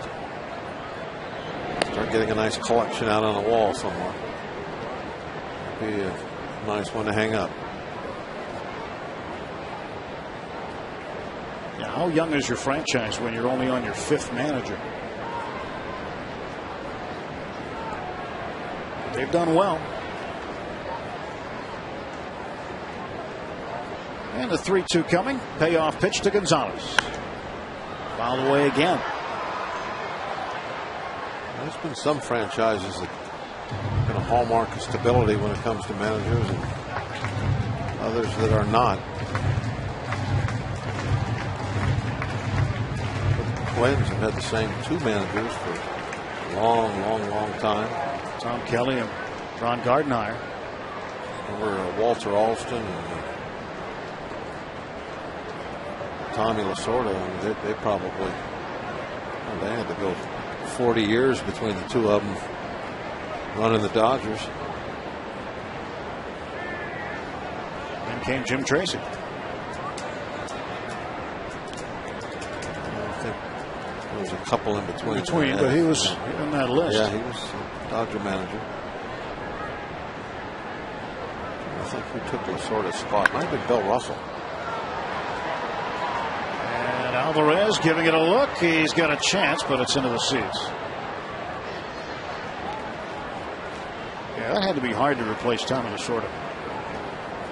A lot of expectations there. Plus, Tommy's not like he was not around anymore either. He was still very visible. Still is. Yeah. Alvarez got there in time, but it was just a little too far away for him.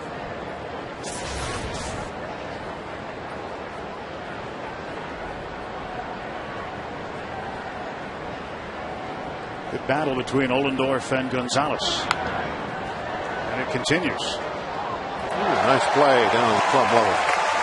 That front row right above the railing. Nice grab. One man brought his glove. Put a Pirates hat on, and he made the catch.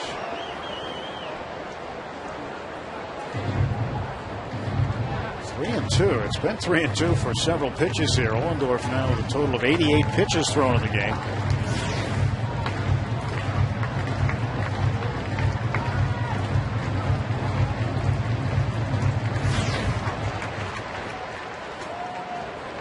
One out, top of the 6th, 1-0 Rockies. Todd Helton is aboard.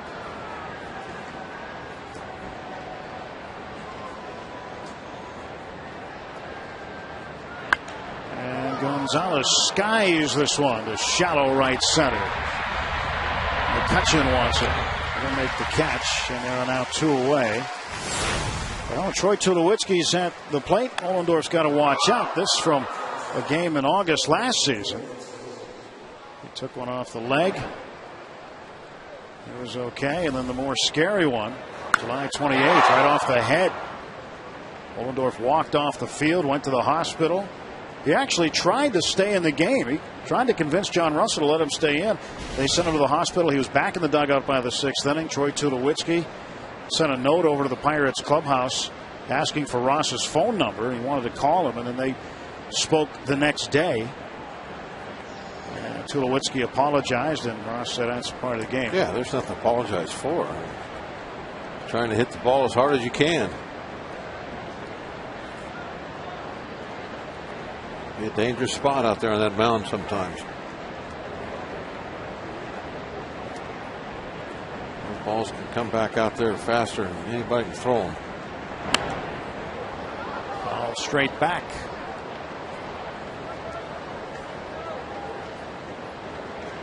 Troy Tulowitzki, very popular player.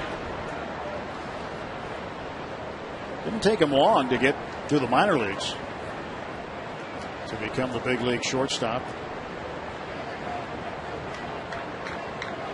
He'll be a fixture there for a while. Strike two.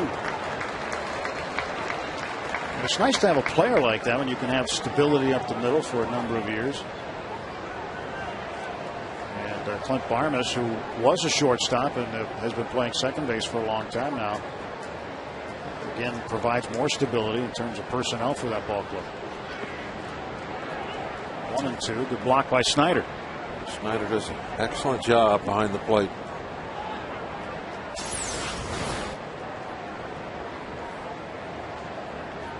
Such a big body. Hard for that ball to find a place to get around him.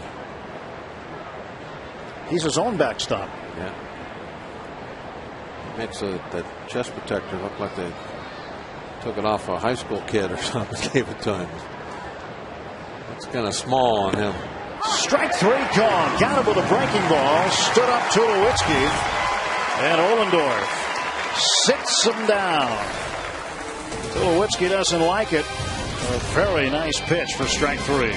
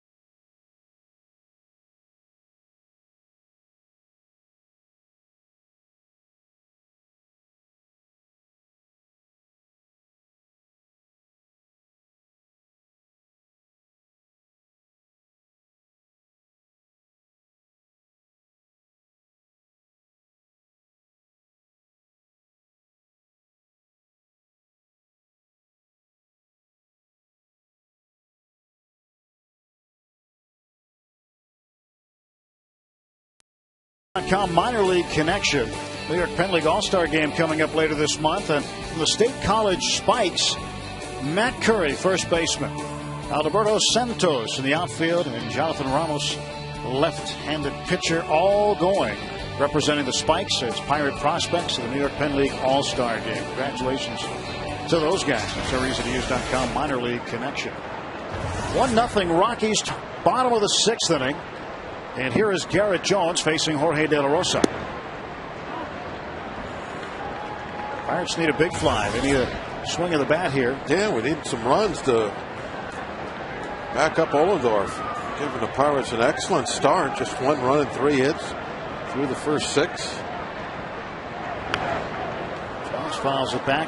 1-1 the count. That's what the Pirates would really love to see. This second, these last 2 months is just get the starting rotation to start really honing their skills and giving you a good 6 or 7 on a nightly basis. I think these young hitters, most of the time, are going to be able to do some good work with it. Hasn't been the case tonight, though. It's all zeros for the Bucks to this point. Chase one for a strike. 1-2. That breaking ball away can be a problem for some left-handed hitters.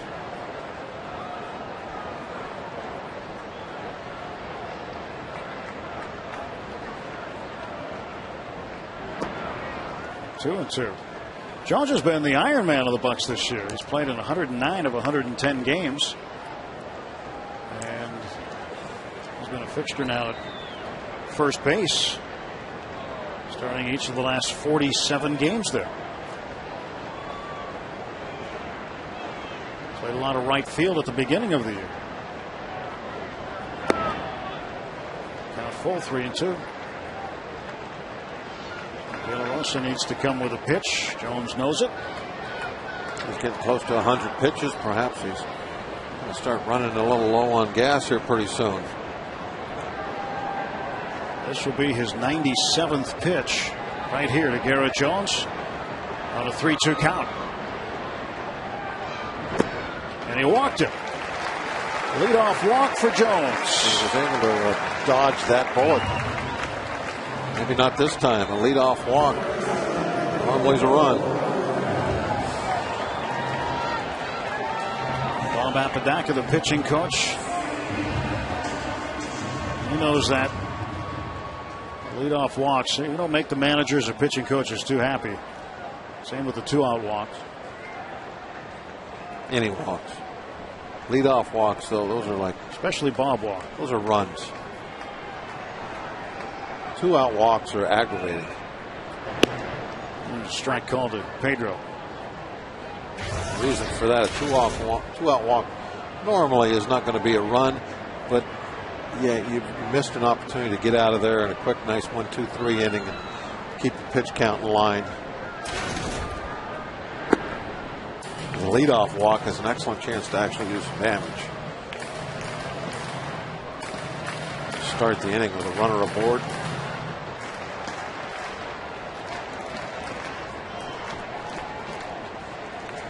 Jorge De La Rosa, Nuevo Leon, New Mexico. That's the real Mexico, the old Mexico, not the new one.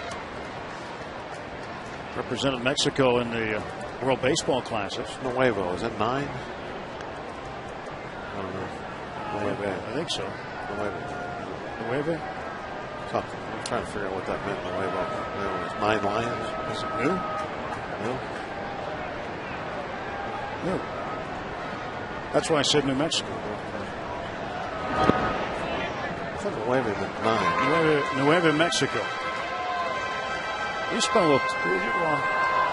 You've been through Albuquerque, haven't you? 1, 2, 3, 4, 5, 6, 8, 9. Is that the way you count to 10? If you say so. All right.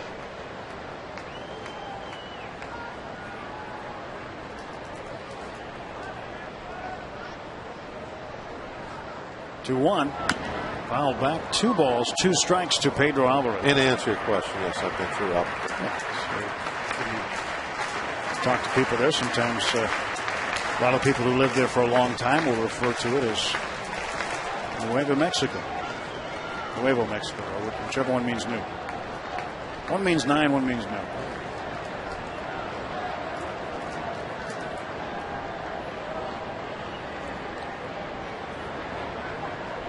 Jones off of first base, nobody out.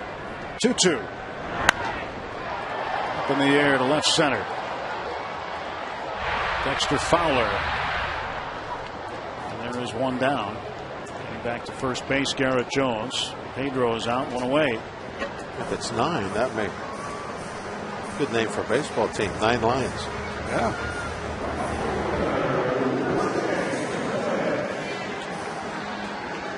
Ocho Cinco coming to the plate. There he is, Ocho Cinco.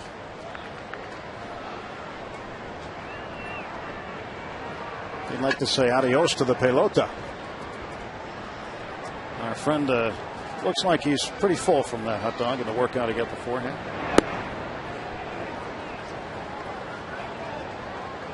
Want to know to Lastings Millage.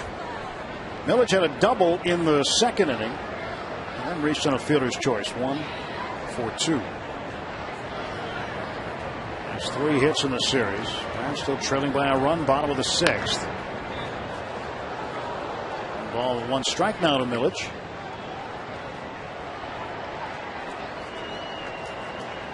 Millage had an appearance today out at the Giant Eagle in Glenshaw. Signed autographs. Now Jim Tracy has a pair of relievers up, the lefty Flores and the right-hander Corpus.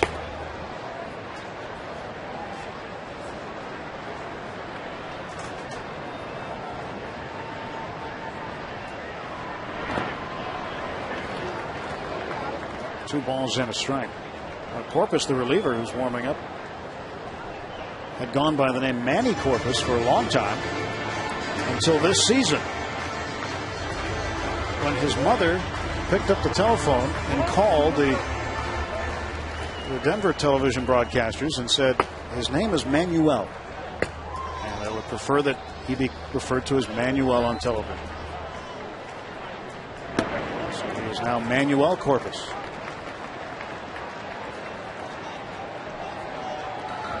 Moms know best. What Mama says goes.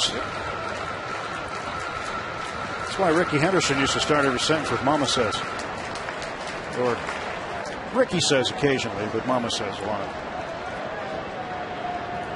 3-1 to Lastings Milledge. Ball 4. 2 on and 1 out, and that puts the tying run in scoring position. Fans, you can send your kids back to school in style with a special gift from the Pirates. When you spend $125 at the Majestic Clubhouse store at PNC Park, you'll receive a Major League Baseball backpack. This backpack is a must-have for baseball fans, and there's no better way for your kid to show their Pirates pride this school year. Stop by the Majestic Clubhouse store today while supplies last. Majestic Clubhouse store is a must-see when you come to PNC Park with all the stuff that is there. And that's right. I mean, kids, they're counting down the days before they head back to school, believe it or not. They don't want to hear that. It's the last thing on his mind right now.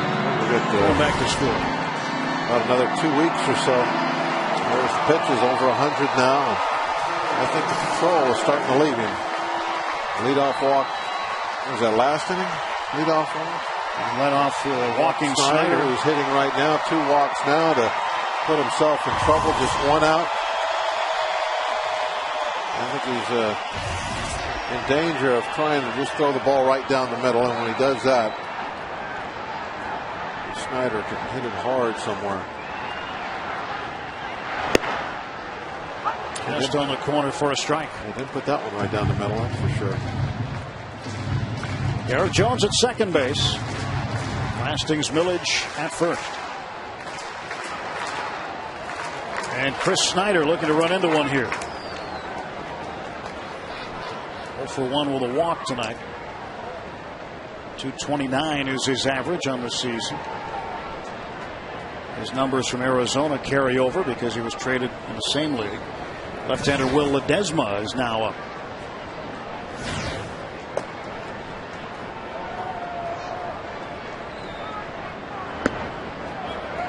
Count even. Yeah, when you get traded to the American League, you have to start with all new stats. Or an American Leaguer gets traded to the National League, you start from 0 again. You keep your National League stats the way they were, but they're not added up and cumulative. But in the National, or get traded in the same league, your numbers stay the same.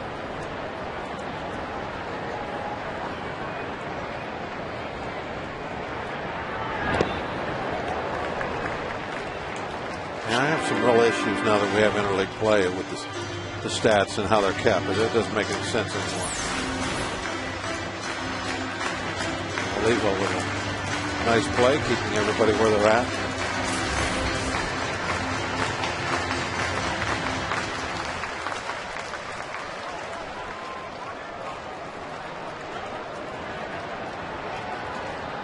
Snyder waits for the 2-1 pitch here.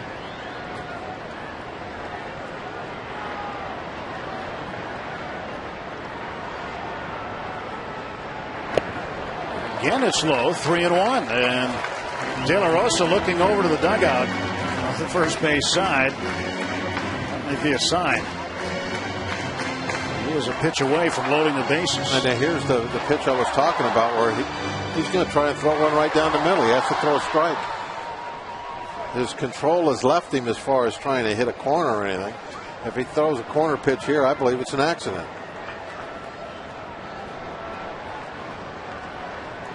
3 balls and a strike to Snyder.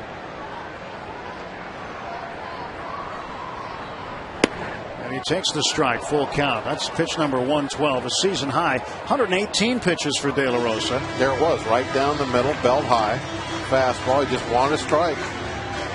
You know, he was saying, okay, you know, I don't want to walk you. Here it is. So Olivo coming out in front of home plate and issuing some signs here. He's letting the middle infielders know where he's going to throw the ball if the Pirates start the runners. If there is a strike 3, and they need to know that, because no use covering a bag if the catcher is not going to go there with a throw. Jones off second. Millage off first. Payoff pitch. And Snyder hammers it down the left field line. And it is gone off the pole. A home run for Chris Snyder. And the Pirates lead it 3-1. Well, trying to just throw a ball for a strike. He got in that point. And I said that Snyder then is going to try and hit it hard. And I don't know if he can hit one harder than that. Knock that pole over. Look at his fastball right down the middle. Bam.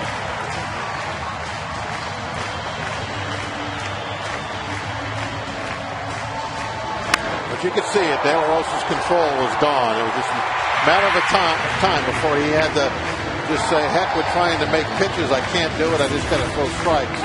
And at that point, he was going to have to get lucky. And boy, he sure did. Snyder made him pay. A bell ringer for Chris Snyder. Jim Tracy comes out. Chris Snyder chases Jorge De La Rosa. The Columbia Gas 811 call to the pen has been made. Pirates have jumped out in front 3-1.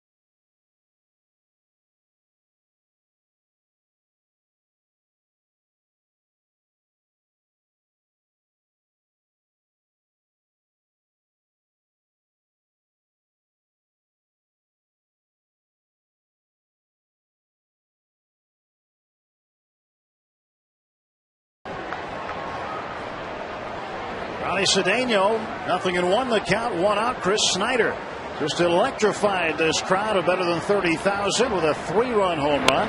His first as a Pirate, and Cedeno robbed by Clint Barnes. Tip of the cap to the Rockies' second baseman, and there are now 2 away. Well, let's watch the pitches to Snyder. There's that fastball on the outside corner, but I think that was a mistake at this point. He just can't get the ball where he wants to, and now he's at a point I got to just throw a strike. One right down the middle. Here comes another one, same spot, different result. Off the pole.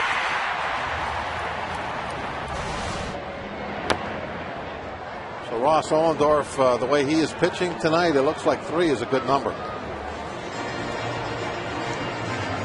Pirates on the board. Safe Auto Insurance reminds you you're safe at home with Safe Auto, proudly supporting the Obadiah Cole Foundation for prostate cancer screening and awareness. Early detection is the cure. 114 pitches for Jorge De La Rosa. 5 1/3, 5 hits, 3 earned runs, walked 3, struck out 5. Ollendorf 1 and 2. Well, first Bucko blast for Chris Snyder. Did 10 with the Diamondbacks. Now 1 with the Bucks. Oh, that one was crushed too. About 2/3 of the way up that yellow pole. And Ollendorf is going to be safe. his second base hit of the season.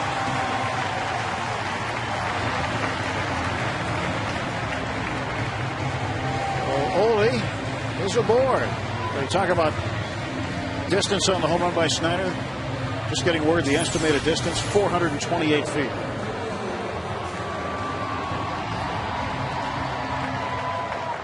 Manuel Corpus. He tried the barehanded. Forgot he was wearing a glove, I guess. It wasn't like McCutchen was running. And McCutchen skies one down the right field line. That'll be foul. Unless there is somebody that can just fly, always use your glove.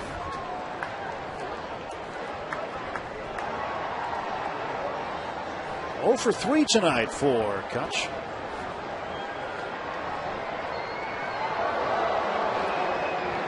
Ball, 1 strike. Numbers on Manuel Corpus. I wonder if he misses Manny. He may. There's off the bag and down the line. Ohlendorf's got a challenge. He's going to stop at second. Always tough when you're out running the bases all the time as a pitcher. He gets held at second base, and a nifty single off the third base bag for Andrew McCutchen. He's got his first hit of the ball game. With probably just about anybody else over there, as far as a regular player, it's going to be a double. Ohlendorf just taking it 90 feet, and that holds McCutchen at first. Jose Tabata looking for his first hit. He was walked in the 5th and has struck out twice, once swinging, once looking. It's not a good swing. 0-1. You talk to any third base coach about situations that they don't like. They don't like having the fastest guy on the team on first and a pitcher at second.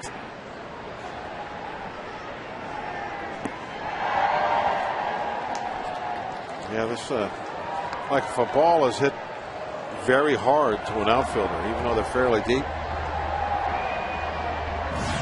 Do you send Ohlendorf in? He's pitching a great ball game. Do you want any kind of a problem at the plate?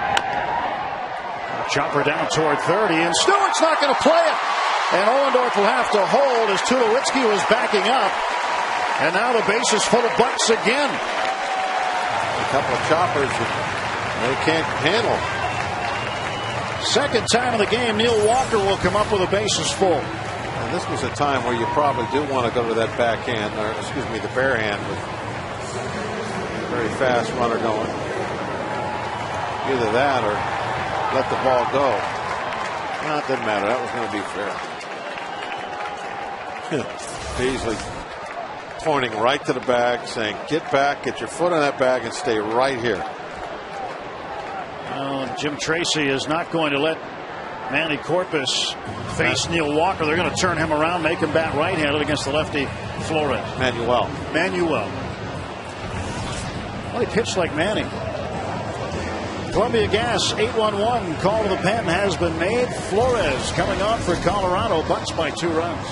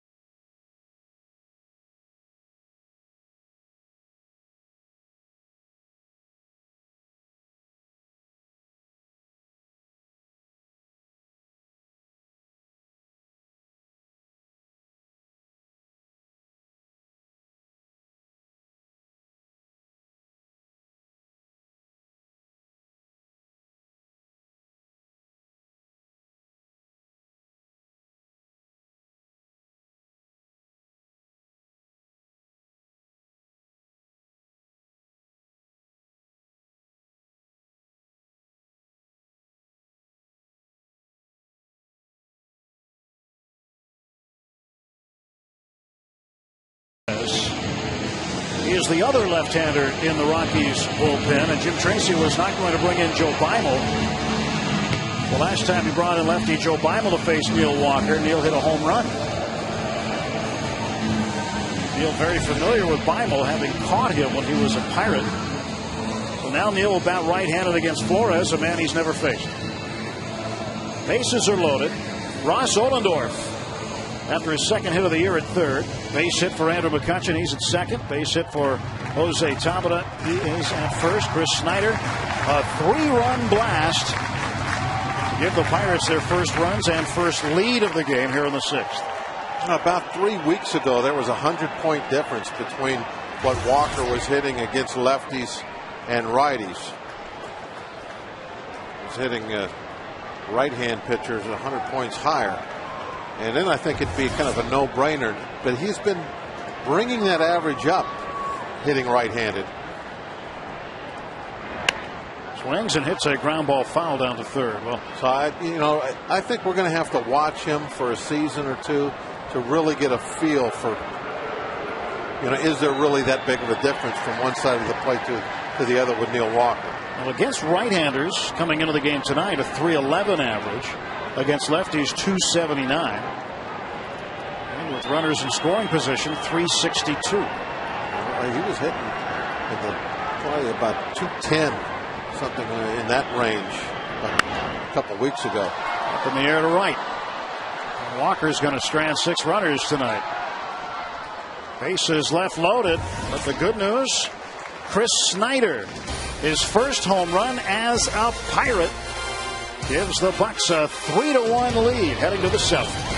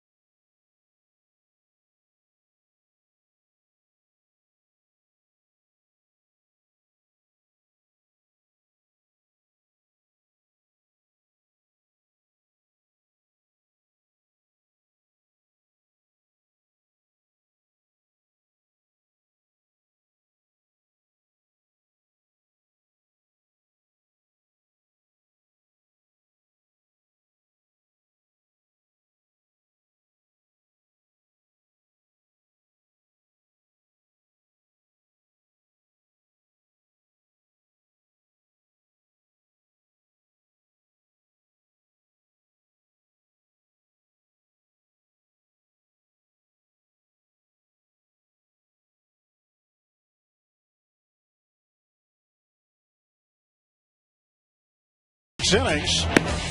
Dexter Fowler, De La Rosa a couple of times. Fowler again. Look at that. Look kind of good work he's doing with that high fastball tonight.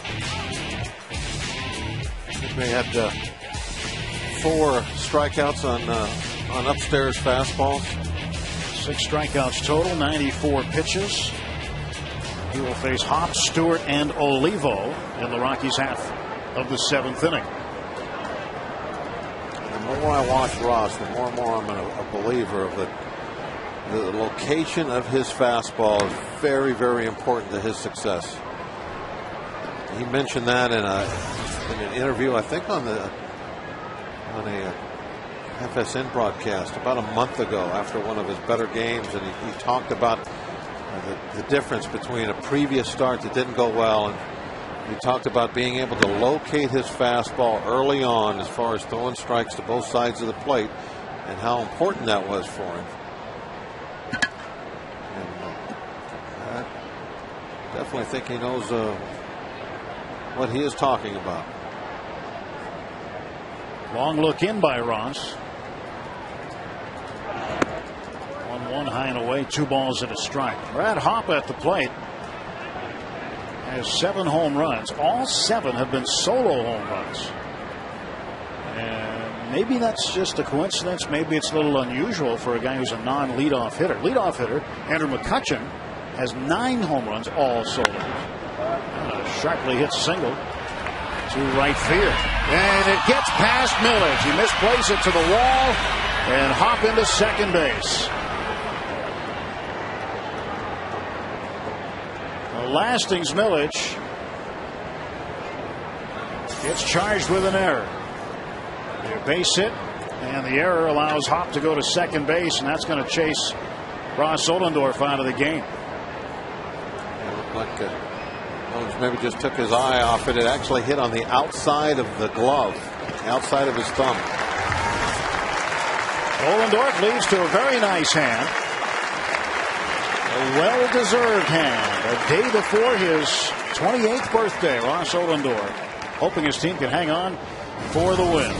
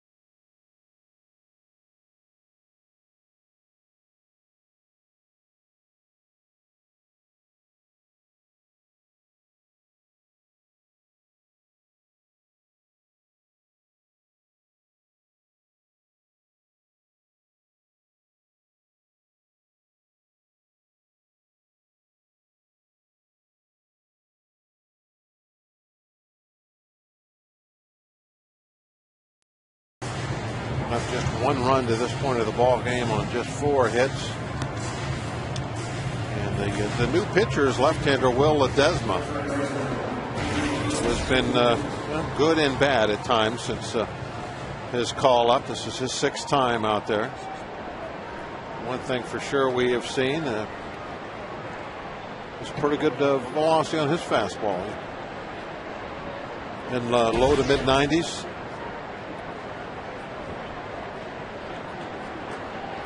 His job here is to get 3 outs before the Rockies get a run.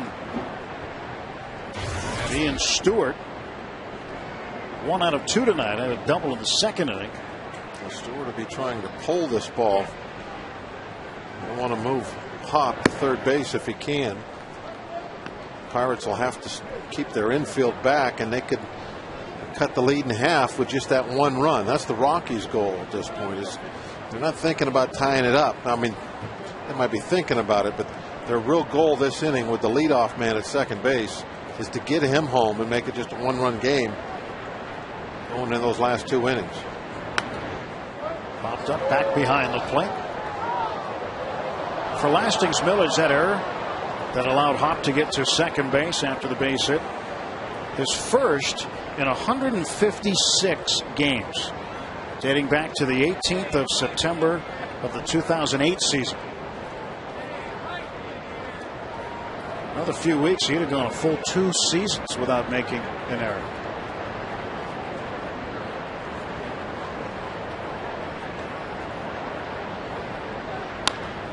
To the right side. Pirates will take the out at first base as Garrett Jones steps on the bag, and down to third goes Brad Hopp. Well, due to the overwhelming response from fans, Pirates are extending no service fees week for an additional week. All tickets purchased now through Sunday, August 15th. Pirates pay all service fees. This deal includes any ticket purchased for all remaining Pirates home games for the rest of the season.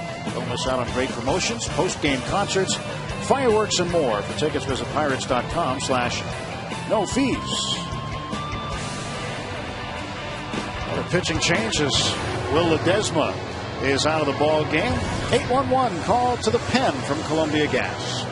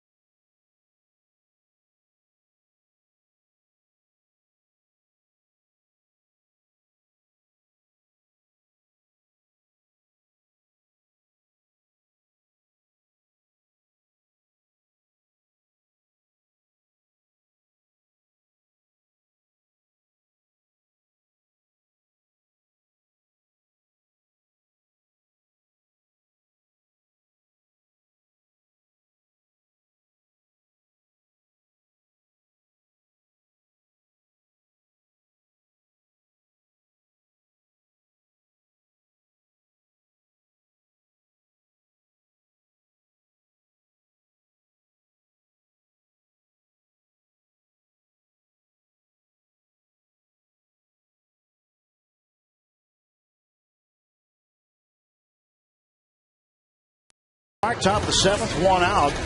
John Russell goes to the pen for the second time, and the third pitcher used is right-hander Chris Resop, making his second appearance as a Pirate. Resop acquired off the waiver wire. In his first appearance, he looked great. He was flashing some good velocity.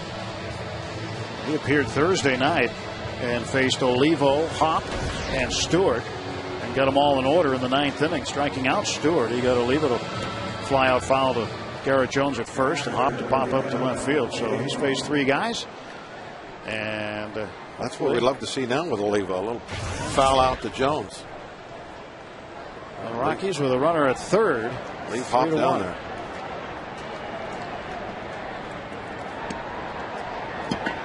Resop came over from the Atlanta Braves, had been in AAA after dealing with some injury issues. The Braves put him on waivers. Pirates claimed him, and here he is. Swing and a miss. Talked to him for a bit yesterday and talked a little bit about where he was last year. The last year and a half, he was in Japan with the Hanshin Tigers.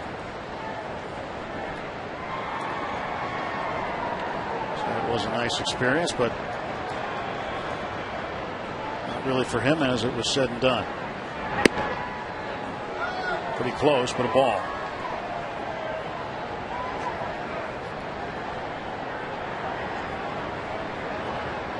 Resop originally with the Florida Marlins.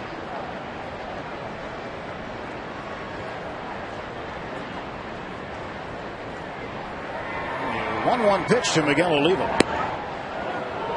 Again, borderline outside. That's a ball, 2-1.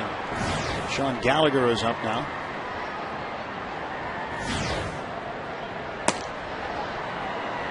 Two waiver wire pickups for the Pirates this week. Resop one, Chan-Ho Park the other.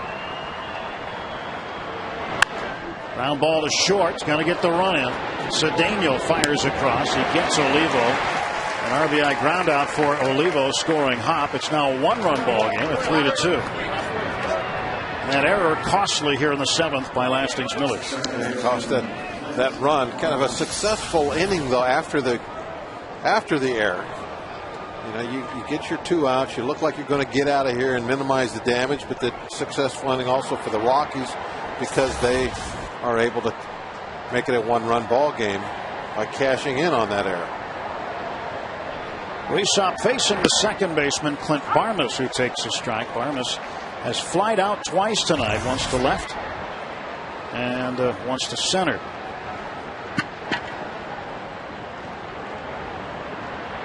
Oh, 1. Now it's 0-2, way out in front of that offer. Seth Smith, a pinch hitter, comes out on deck for the pitcher's spot. Rysop hoping the Rockies don't get there this inning. 0-2 pitch to Barmas. Struck him out. So far, so good for Chris Rysop. He's faced 5 hitters as a Pirate and has them all down.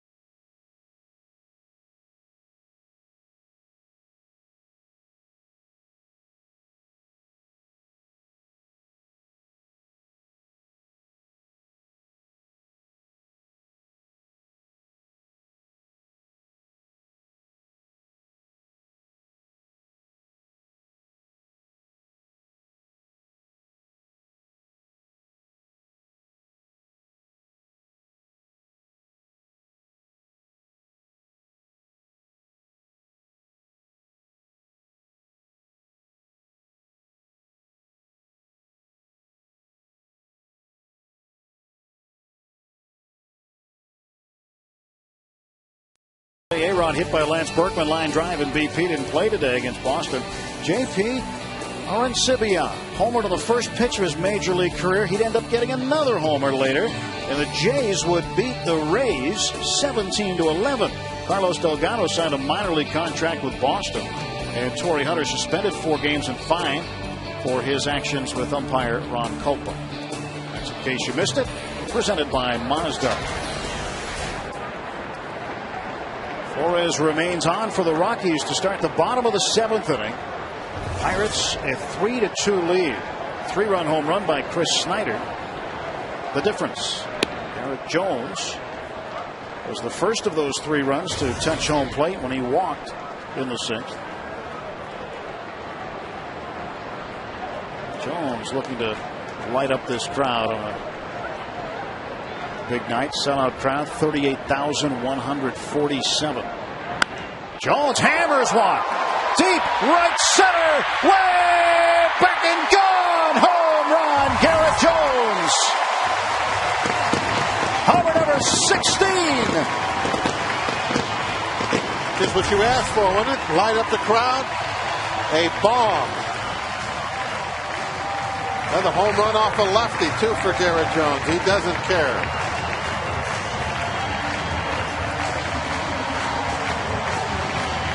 There's nothing general issue about G.I. Jones.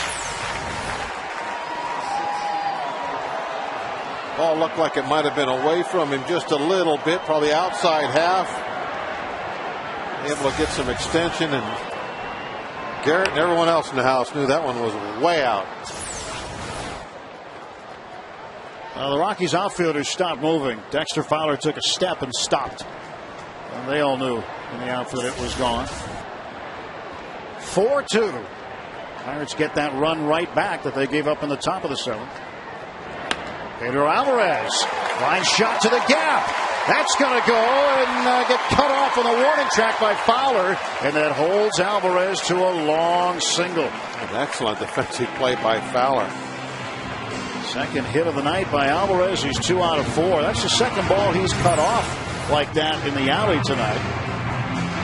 This one just another break ball on the outside part of the plate. It's a similar location to where Garrett put it out.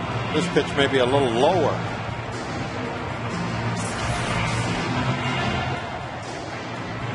Jim Tracy will come out and relieve Mr. Flores of duties. Columbia Gas 811 call to the pen has been made.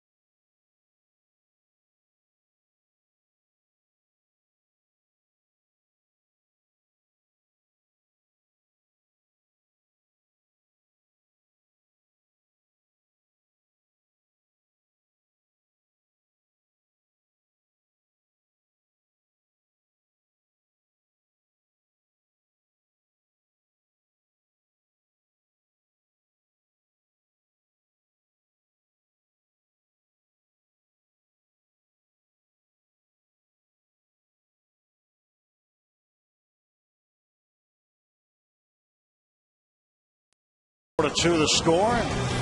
Go back to game 1 Thursday. This one almost left the yard off Jeff Francis. Just 2 rows more, and it would have been over the fence, out onto the Riverwalk, and perhaps in the river. Tonight, he dials long distance again and gets a big fly.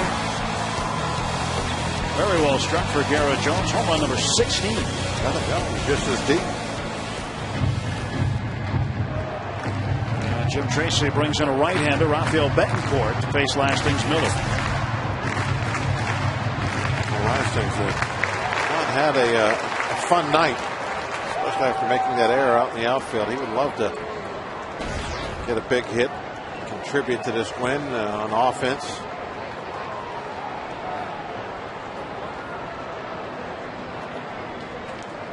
Millage had a double back in the 2nd inning. He's walked and scored.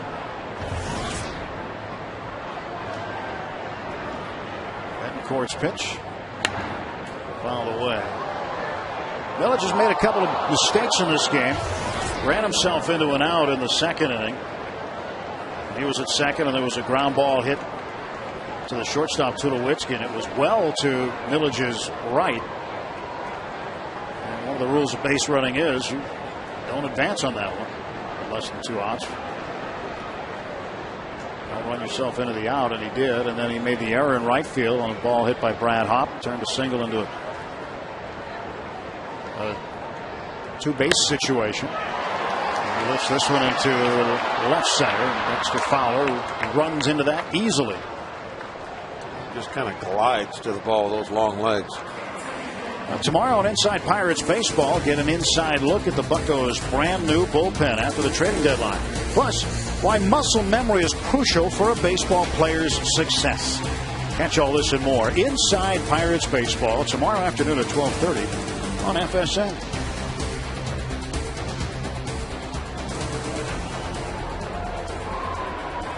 Chris Snyder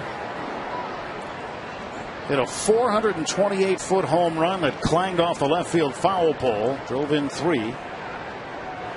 Pirates with a 4-2 lead now.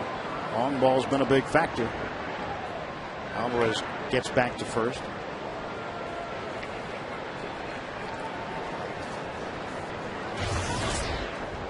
Snyder has faced Betancourt twice in his career. He's 0 for 2 and has struck out once.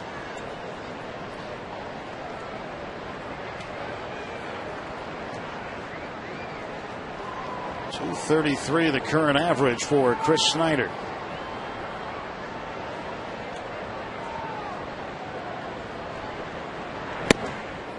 Hit that one past him for strike one.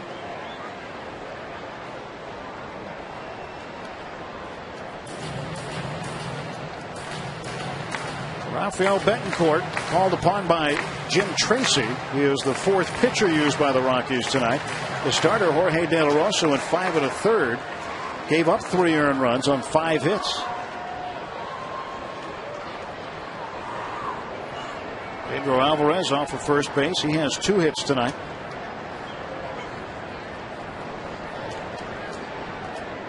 Betancourt 0-1. Now it's 0-2. Snyder just hammered this 3-2 pitch back in the 6th.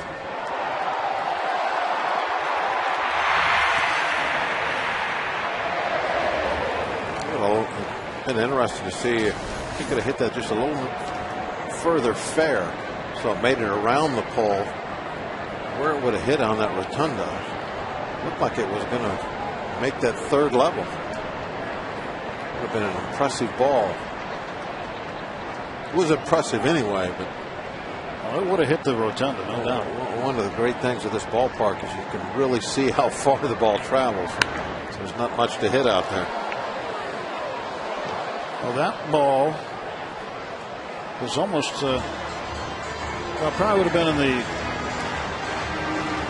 the second row down, maybe, or maybe up there. Right here? Yeah, maybe there, because it had to come down a little bit. Yeah, that's true. Yeah, it wouldn't have hit the top. The Allegheny General Hospital Sports Medicine Rotunda.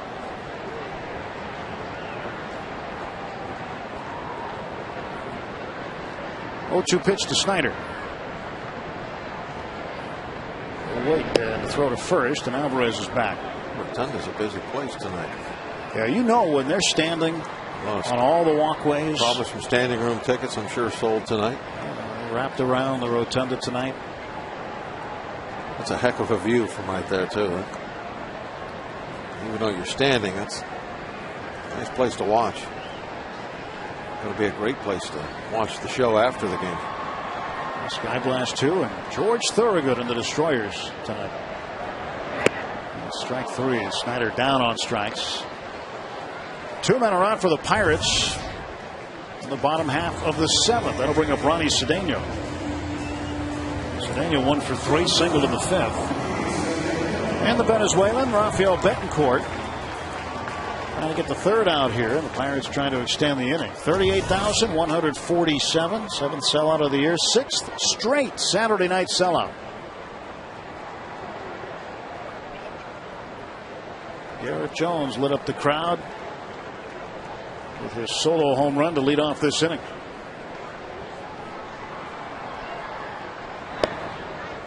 Strike 1 to Cedeno. Rockies got Betancourt last season in July, just before the trading deadline, in a trade with the Cleveland Indians. Connor Graham went the other way. Betancourt originally signed as a non-drafted free agent back in 1993 by the Boston Red Sox.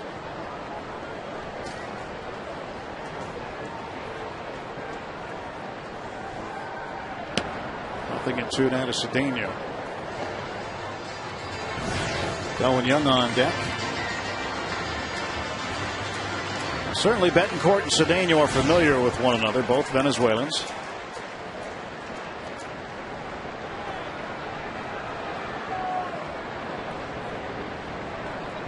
Looking for some contact here with 2 down. Alvarez had a base hit that followed up the Jones solo home run. Village flied out. Snyder struck out. The 0-2 coming to Cedeno. He struck out also. 93-mile-an-hour fastball. So Betancourt comes in, gets 3 in a row, but Garrett Jones putting some muscle behind that one and getting an extra run for the Pirates.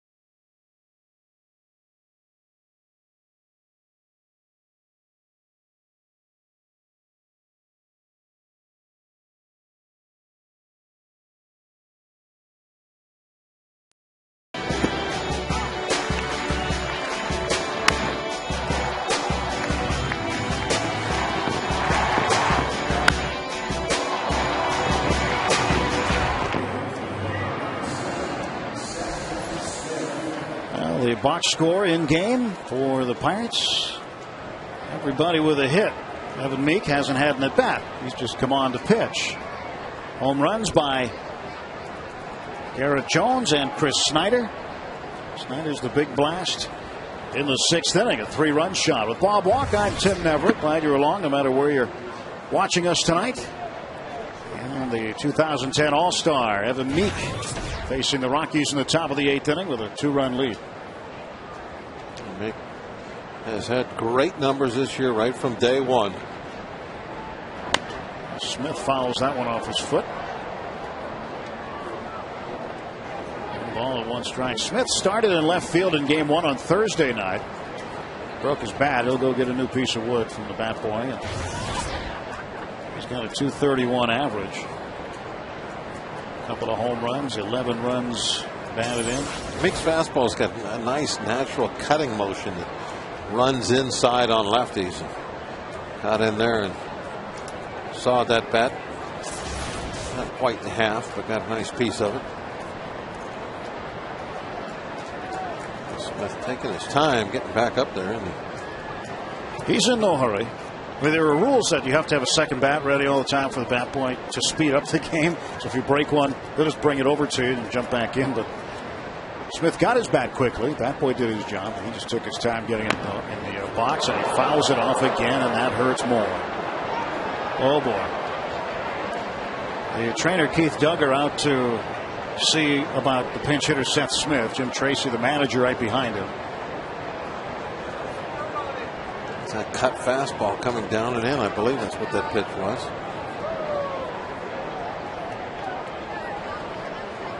Get the top part of the ball and drive it right into your shin. That was a breaking pitch. Oh, right off his shin. It was a conventional slider that came in. Oh, man. So Smith able to get up. The velocity of that ball coming off the bat. I have no way of knowing exactly what it is, but it's got to be up there at least as hard as Meek's best fastball, and it just drove right into his shin. They're trying to put some weight on it. Well, Smith's been hit harder than that before as a college quarterback at Ole Miss. You see a lot of guys don't wear that shin guard even when they don't have a problem, just to guard against that. If they've had a history of hitting themselves in the shin or ankle, they'll put that little tiny shin guard that fits down there right over their ankle. It's very light, doesn't bother most guys, just to give them a little extra protection for balls just like that. 1-2, and Evan Meek ready to go. Struck him out. I don't think his heart was in that one, was it? He'll get a rest now. Yeah. He'll rest that shin after he got the Shinburger off the. We've seen a lot of Rockies go down swinging in this series on letter high fastballs. What's been their Achilles shin? Here's one of those pads you were talking about. Dexter Fowler, switch hitting center fielder, takes ball 1. I'm sure Helton's had his share of balls off that shin over the years. He's keeping it covered up. Not going to hurt his speed. Not all that fast anymore anyway. This one fouled away. Well, Todd's played his whole career in the forgotten time zone, as they call it out there, the mountain time zone. And for a lot of years, I think he might have had the reputation around baseball, I think especially on the East Coast, as the best player you never heard about. You didn't see him on the highlights a lot of times on the East Coast because everybody would go to bed before those games were over. Well, there was one group that knew exactly who he was, and that was the National League pitchers. They've always known who Todd Helton is. Here's the 1-2, and Fowler hits a ground ball to Cedeno. And nice play. 2 men are down. Well, you go back to 1997, the 2nd of August, Three Rivers Stadium. Todd Helton, first major league hit and his first major league home run. Deep to right center. You certainly will remember that. Sans the goatee. Well, that was a long time ago. I saw on the board Kansas City was beating Boston. That hasn't happened in a while. But with Helton, he's going to be one of those players, Bob, I think that when he's ready to hang him up, the organization will say, Todd, tell us when you want to have Todd Helton Day. Where do you want us to hang your number on the stadium? He's very, very decorated. Probably out by his hot dog shop he has out there in left field somewhere. Then Helton's Helton Grill or something like that they have out there in left field. Yeah, I'm sure he's out there cooking every day. 2-0 to Helton. Now it's 3-0.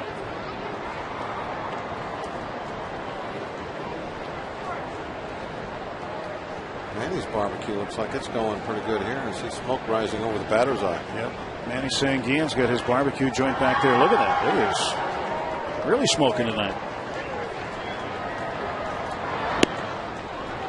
4-pitch walk with 2 outs to Todd Helton. That brings a tying run up. And a dangerous hitter, Carlos Gonzalez.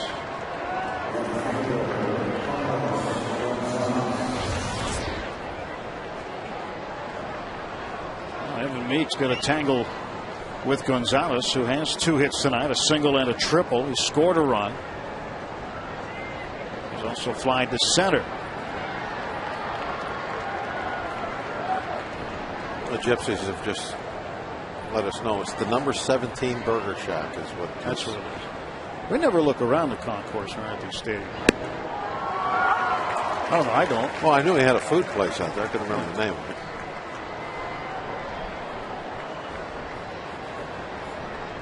When you're an active player and you already have some kind of a food joint in the stadium named after you, you know you're well respected there. It usually happens long after you've retired, if it happens at all. 1-1 now to Gonzalez.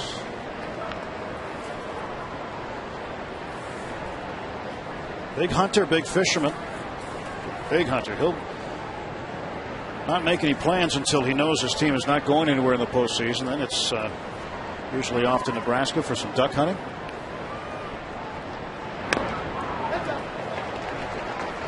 One-two pitch now will be thrown to Carlos Gonzalez. He has 5 4-hit games this year. That leads the National League in 2010. Hit .382 with 9 homers in the month of July.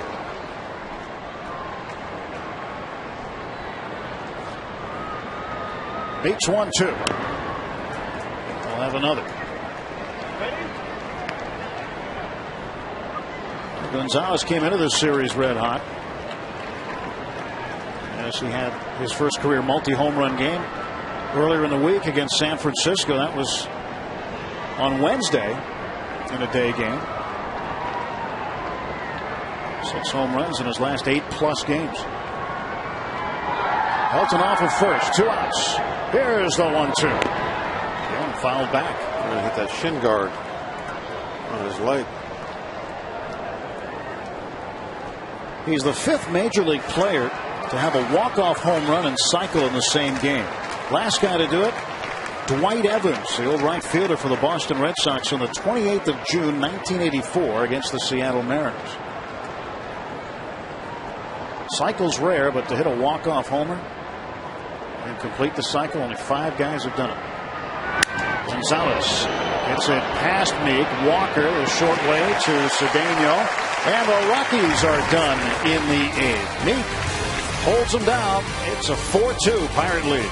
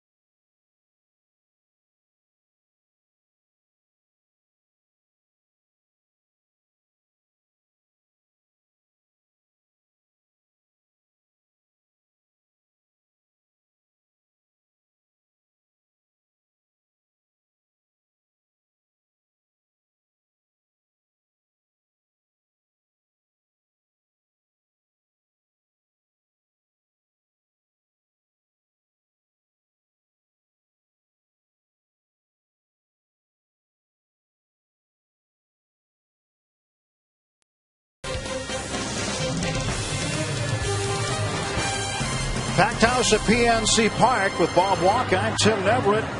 Well, volunteers earlier today were out selling raffle tickets as the Pirates give some lucky fans a chance to win the shirts right off the players' backs at the end of the game. Proceeds for Pirates charities. It's outstanding. Come on here and watch these guys for 9 innings and get an opportunity to win the game jersey they just played in. Unwashed. Yeah, that's okay. Right off their backs. I guess they'll get that on the field right after the game as everything's getting set up for the concert. Taylor Buchholz on to do the pitching for the Rocks.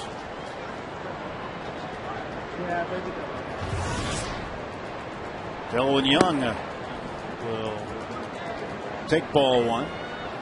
Young, a .273 hitter as a pinch hitter. 12 out of 44. 5 runs batted in, has a home run.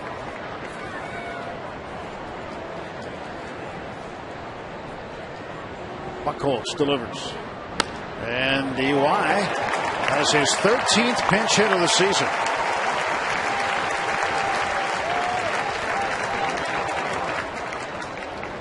He's amazing. Pretty good location. Ball's down. Maybe not even a strike.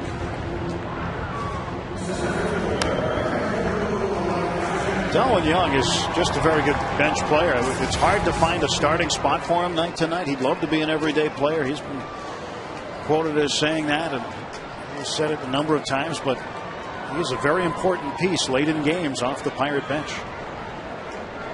A man aboard, nobody out, and here is McCutchen, who's 1 for 4.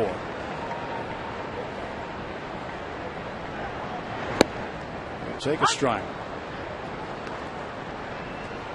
Andrew McCutchen, big into video games. A lot of the players are getting into the video games these days and having actual monitors with the video game consoles in their lockers now in the clubhouse.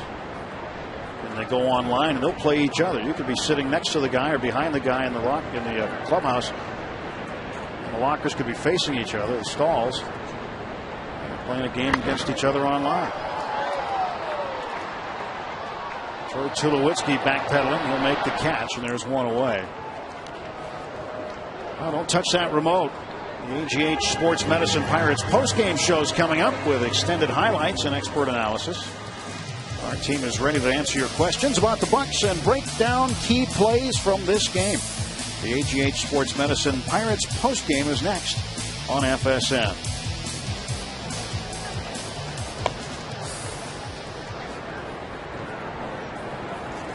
Dan Potash, Kent Colby in there to break it down for you tonight on a big night. Ross Ollendorf hoping to get an early birthday present.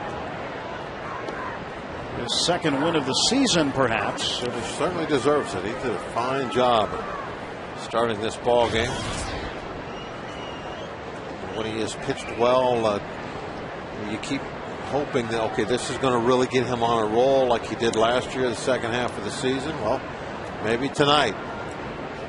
Get him going in that right direction on a consistent, every 5-day basis.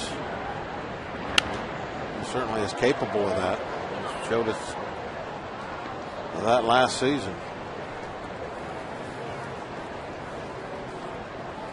Jose Tabata. So much depends on our starting pitching. The starters need to get things in order. Ross is trying. Hopefully going to be part of that turnaround. Sitting with Evan Meek. Meek pitching a scoreless 8th. Super Meek. And Tabata takes high. Tabata has hit safely down 16 of 17 games. During that stretch, hitting .382, 26 out of 68. Super Meek. Super Meek of the future. That's one of Super Meek's fans.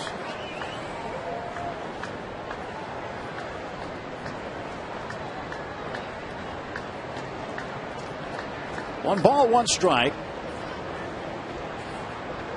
The pitch. And Tabata hammers that one past Stewart and into left field. Delwin Young stumbles around second. He hits to third anyway, and a double for Jose Tabata. Well, he wasn't going to go home anyway. All he was going to do was get to third base, so the slip didn't bother him. Well, another pitch that was down, going to be a ball, goes for a base hit this inning. Should have been caught at third base, but still, the double. Nice little quick slide. Down and up. Nothing hurt. Jose Tabata is going to knock Taylor Buchholz out of the game. Jim Tracy comes to get him. Another call to the pen. Columbia Gas.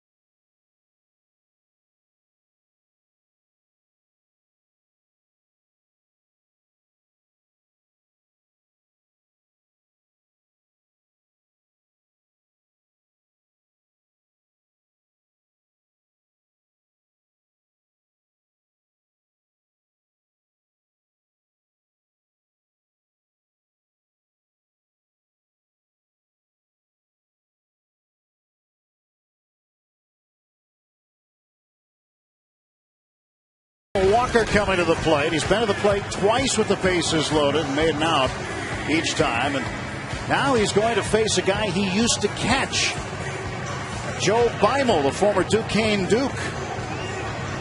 And the last time he faced Beimel was in the series in Denver, and he hit a home run off. The fans are rocking and rolling right now. And one more hit, those guys will be singing the blues.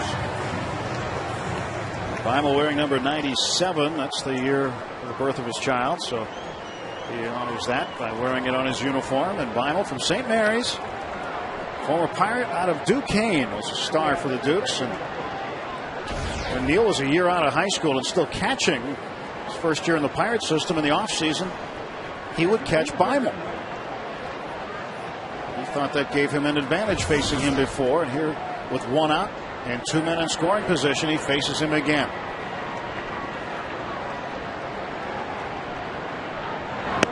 He takes ball one outside.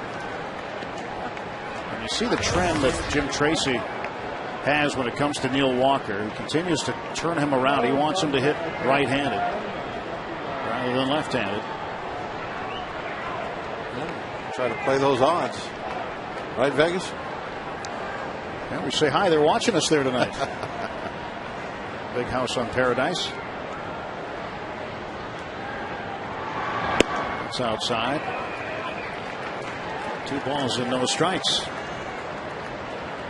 See the splits, 311 left-handed, 279 right-handed. And those have really shrunk down of late. They were a lot bigger not too long ago. Probably going to have to watch him for a while to see how it really works out.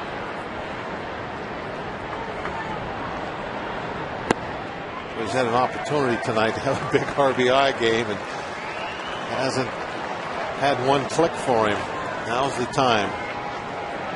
3 balls and no strikes. And now they're just going to put him on.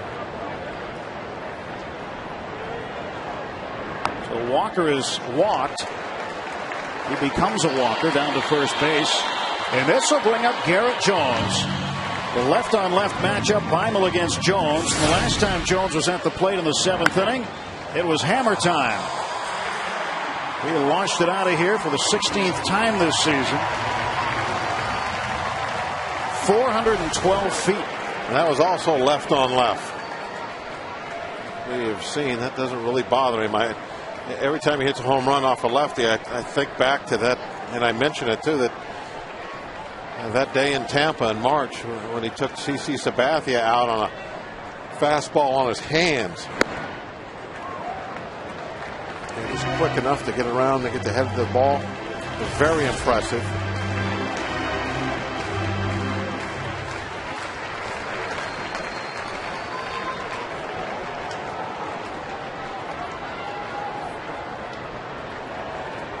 One ball, no strikes to Garrett Jones. Infield's kind of in, but not really.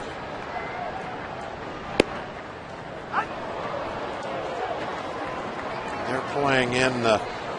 Tulowitzki just came in on the grass, but he's playing back about where Barnes is at second base.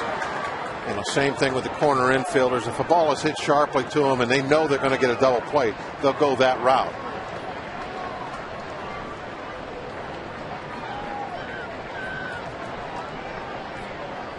Here comes the 1-1.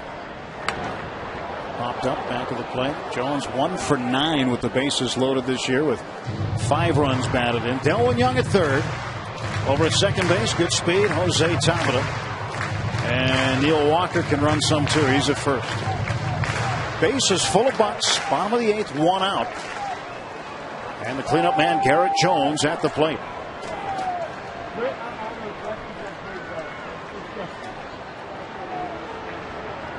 Joe Beimel has his sign from Miguel Olivo. And Jones tried to adjust and fouled it off the end of the bat.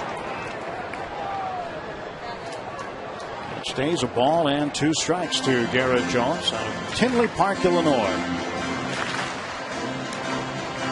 Ideally, when you're fooled like that, you don't want to put it in play. You want to just get a small piece to foul it off and stay alive. If you put it in play, you're not hitting it very hard anywhere.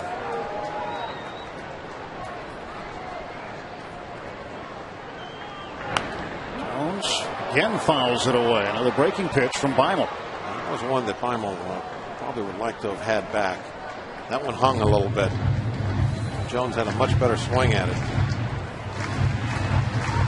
Beimel has given up 2 home runs this season. One to Neil Walker, the other to Chipper Jones of Atlanta. And that was on Beimel's first day of work early in the season. He was signed late after spring training.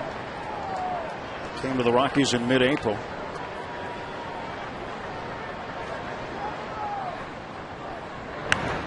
This one's popped up. Back of the plate again.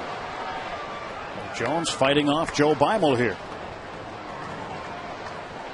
Pirates won game 1 on Thursday night. Lost last night by a 6-3 score. On Thursday it was 5-1. Jason McDonald, the former Los Angeles Dodger, was stellar in his debut, striking out 8, getting a win.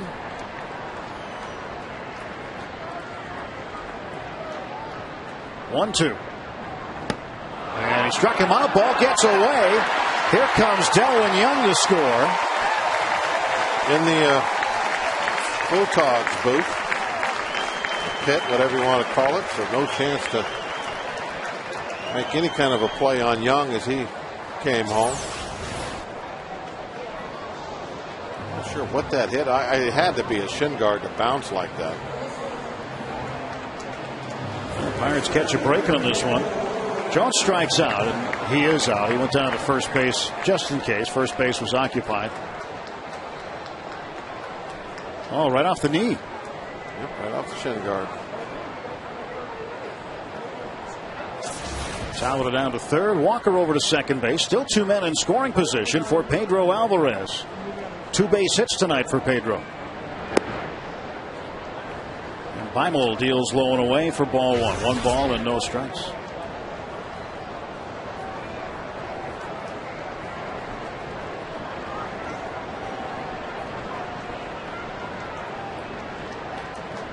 Nine home runs for Alvarez. Hit his 9th last night in the 6th inning. A 3-run shot. Ooh, that just caught that upper corner on the outside part of the plate on the way by. Yeah, that was on the black. There it is again. Right on the edge. Ball and a strike.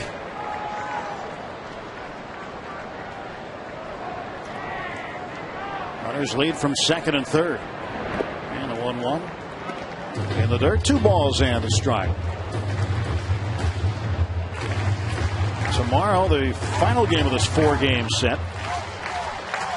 Paul Mulholland will pitch for the Pirates. And the Rockies haven't announced a starter, but it will probably be Emil Rogers, called up from Colorado Springs. Expected to be in the ballpark today. They'll activate him tomorrow.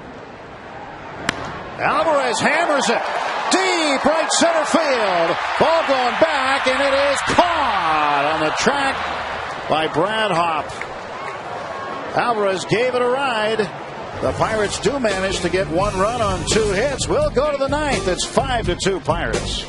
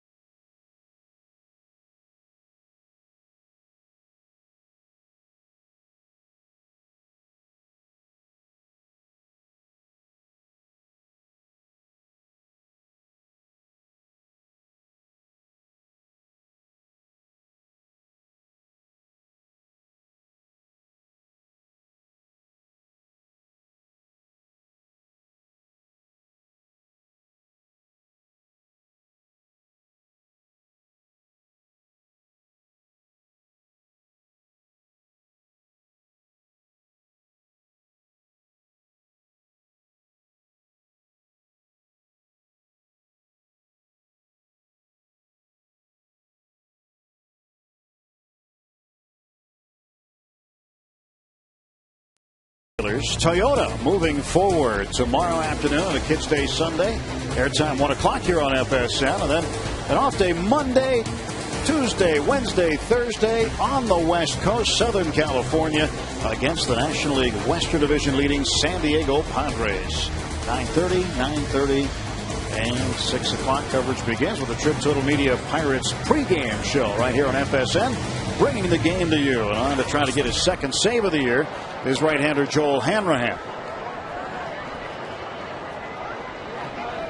Hanrahan, not a very successful outing in last night's game. He got roughed up a little bit, but did get his first save back on Tuesday against the Cincinnati Reds in a 7-6 win. Saved it for Paul Maholm. Maholm would beat Mike Leake in that game. That's a nice cushion right now. 3 runs. Still a save situation. Ideal for a closer to come in. Facing Troy Tulowitzki. Hanrahan last night, 2/3 of an inning. Gave up 2 runs on 3 hits, walked a man and struck out a man. And it, as you said, was an uncharacteristic night. And they had to get him out of there early, keep his pitch count down.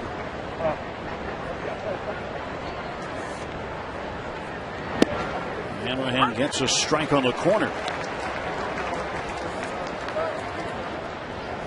Tulowitzki has faced Hanrahan 6 times prior, has 2 hits. And Joel has struck out Tulowitzki twice. Hanrahan trying to save it for Ohlendorf. There's a ground ball up the middle. That's a base hit. Single to start the top half of the 9th for Troy Tulowitzki. That's his first hit of the game.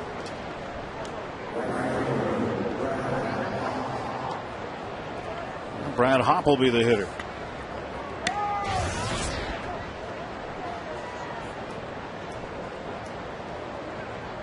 Up 1 for 4 lifetime against Hanrahan. Pirates love a ground ball to the middle. Infielders somewhere they can handle. Nobody out. Top of the 9th. A 3-run lead at 5-2. 5 runs on 12 hits for the Bucks. Only 5 hits for the Rockies. A night after they sprayed 15 hits around PNC Park.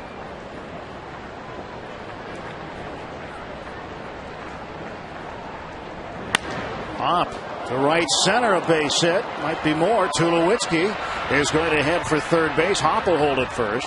First and third, and nobody out. And the base runners' runs mean, nothing other than their filler runs. So they're going to be very conservative running the bases. Hopp just getting down to first base and not even thinking about pushing himself towards second. Run that means something now is the one at the plate. Stewart.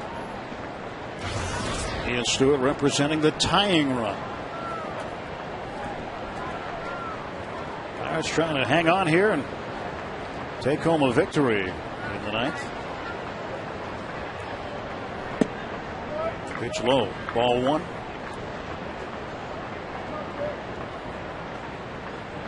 No, that's why you get insurance runs.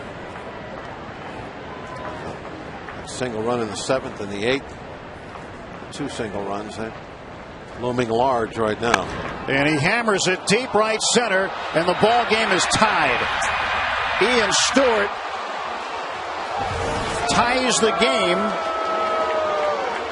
with his 16th homer of the season. Wow. And that is just unbelievable. Can't have enough insurance, I guess.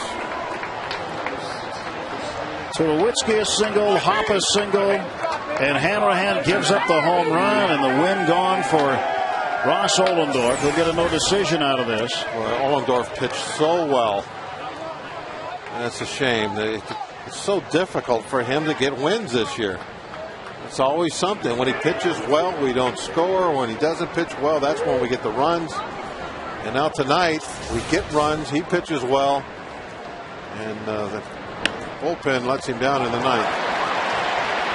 Ground ball to third, and Miguel Olivo is out. Pedro Alvarez making the play. 5-3 goes the put out. And now Hanrahan with the bases empty just has to concentrate on getting outs here. Good play by Pedro.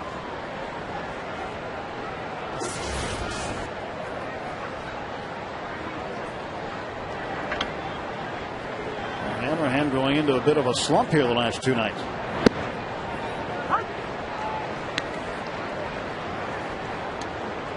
That is Ian Stewart's home run ball, looks like. Yep, ball bouncing out into the bank. Thanks to the Allegheny. Didn't go in the river. Maybe somebody's trying to negotiate for that ball. Ian Stewart had a home run on the 30th of July against the Cubs. And this one tonight, Barnes grounding out to third, and that's his 5th home run since the All-Star break.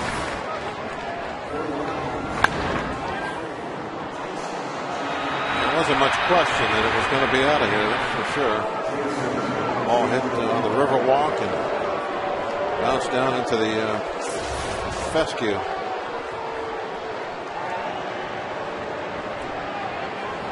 I haven't heard grass referred to as fescue in, well, maybe ever.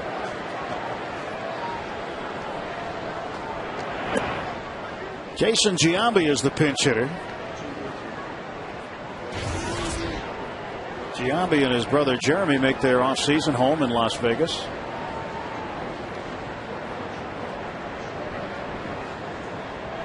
1-0 pitch. But inside, 2 balls and no strikes. Giambi's starting to climb the all-time RBI list. He's still down a ways at number 80, but that's still an accomplishment. Well, when you think of the thousands of people who have played, yeah, that's not bad. Strike is called. He is now 1 shy of tying Hall of Famer Brooks Robinson for 79th on the list. Needs 1 more for that. He has 1,356 career RBIs. 2 balls and 2 strikes. 2 outs. And a very tough inning for Joel Hanrahan. Tulowitzki a base hit, Hop a single, and then Stewart a 3-run blast to tie the game at 5. And Giambi goes down on strikes.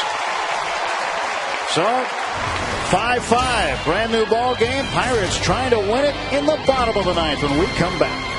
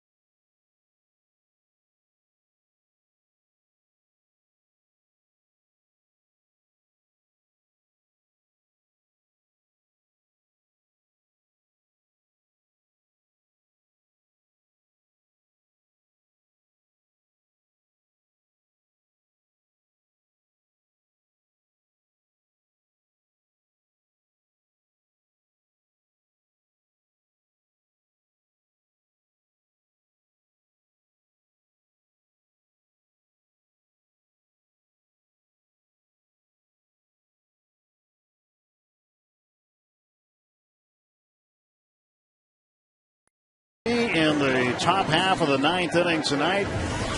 Touched up for a couple of runs last night. The closer job can be kind of a lonely job. That just there are not too many times where you can come in and really be the hero. There you see Matt Belisle's numbers. Now, like tonight, if he would have came in and got 1, 2, 3 inning, nobody would have gave it much thought. He had a 3-run lead. But if you give it up, you can certainly be the GOAT. And he can feel a little bit better if the Pirates can get a run here and get him a win. The Pirates can walk off Colorado here in the ninth inning. We'll see. 5-5. Lastings Millage against Belisle. Pitch outside for a ball. Belisle pitched an inning and 2/3 last night. 2-hit scoreless relief, backing up Jason Hamill. 1-1 to Lastings Millage. Millage had a double in the second inning. He's walked and scored. He is 1 for 3.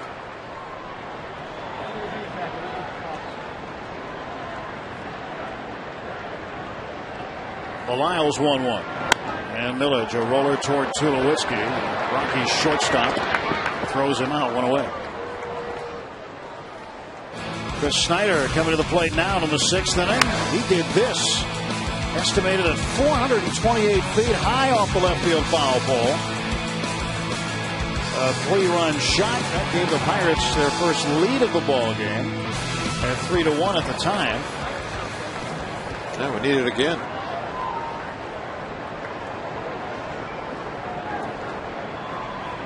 Snyder's only hit of the night. It's a ball high, 1-0. Acquired at the trading deadline from the Arizona Diamondbacks.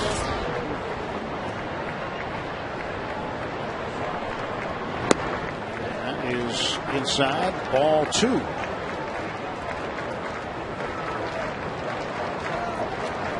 At Belisle facing Chris Snyder here in the bottom of the 9th.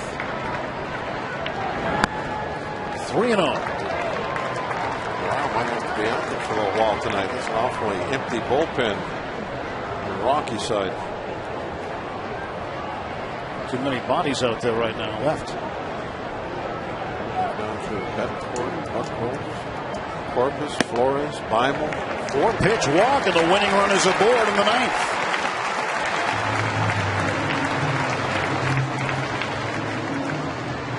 Sean Gallagher loosening up for the Pirates.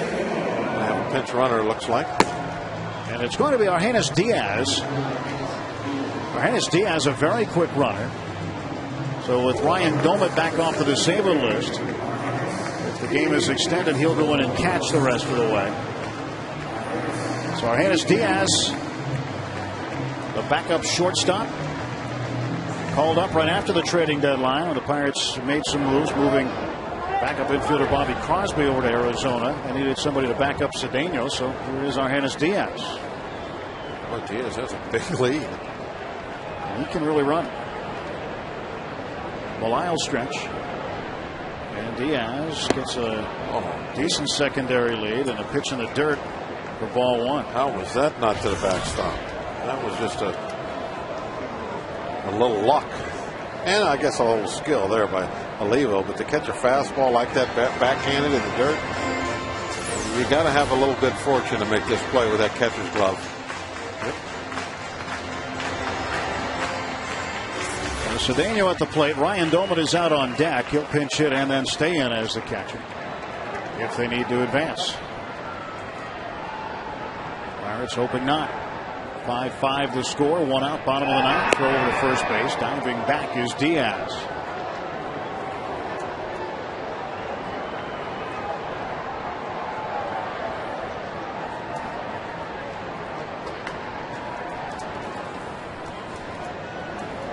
Diaz called up earlier in the year, just a day or so, and then went back. Second stint in the big leagues with the Pirates this year. He was up when the team was in Milwaukee.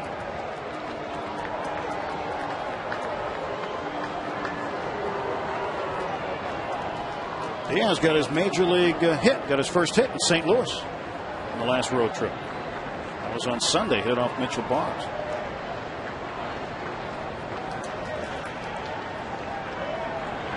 Cedeno up in the air to center field. Dexter Fowler will put it away for the out. 2 down. Well, Ryan Domet's hit some dramatic home runs this year. Had a walk-off against Atlanta. And in 2 straight days against Milwaukee at Miller Park early in the season, both off of Trevor Hoffman. Hit a grand slam and then a 9th inning pinch hit home run. to extend the game. That game would end up going 14 innings before the Pirates would win it. He likes to hit his home runs late. And it's plenty late right now. He had one last night in the second game of a doubleheader in Indianapolis as he finished up his rehab stint. Hit a 2-run shot for the Indianapolis Indians. Trying to get his timing back down in AAA after going on the disabled list with a mild concussion. And Matt Belisle getting instructions from Bob Apodaca, the pitching coach for the Rockies. So it's coming down to the final out here in the bottom of the ninth. AGH Sports Medicine Pirates post game. Dan Potash, Kent Tekulve coming up. They've got extended highlights and expert analysis of this one. It's the AGH Sports Medicine Pirates post game show next on FSN. Well, Ryan Doman against Matt Belisle. Switch hitter batting left-handed.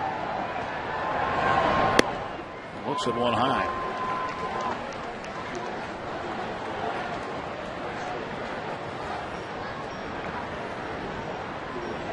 Doman has one hit against Matt Belisle in 11 trips to the plate against him in his career. That one hit, a 2-run homer.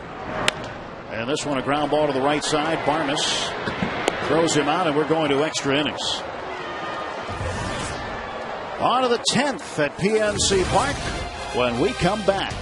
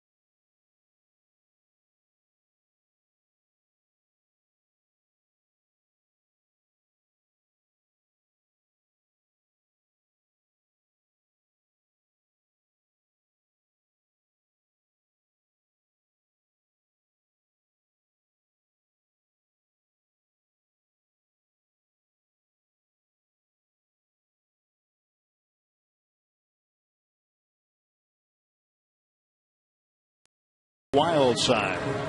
Along with Bob Walk, I'm Tim Neverett. 5-5. We go to the top half of the 10th inning.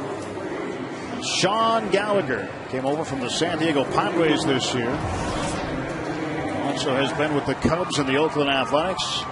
He will pitch the 10th for the Pirates and face the Rockies' top of the order. Dexter Fowler, Todd Helton, and Carlos Gonzalez.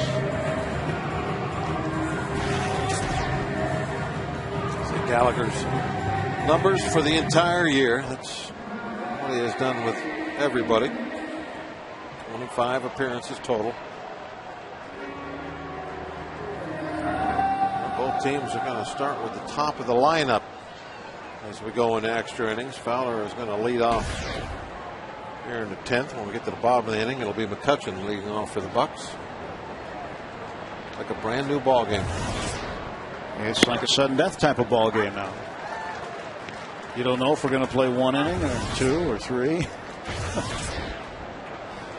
We've played 9 already and nothing decided. 5 runs apiece. Ball and a strike to Dexter Fowler.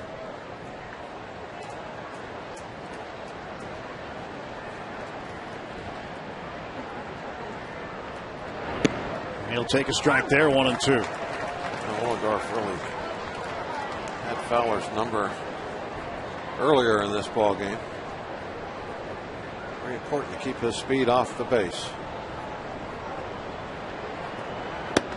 2 inside, 2-2. Gallagher, born in Boston and and spent time in Southern California, but most of his time growing up was in the state of Florida.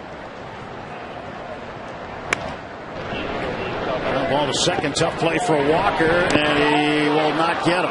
Leadoff infield single for Dexter Fowler. Is that good speed? I thought maybe the ball beat him. Does Jones come off the bag? Maybe the ball didn't beat him. Maybe I was just seeing that with a lot of hope.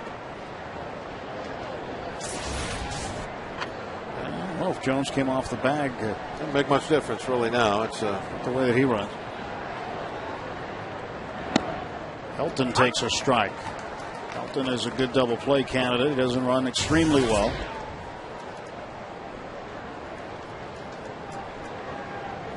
Helton had a base hit in last night's game, drove in a run.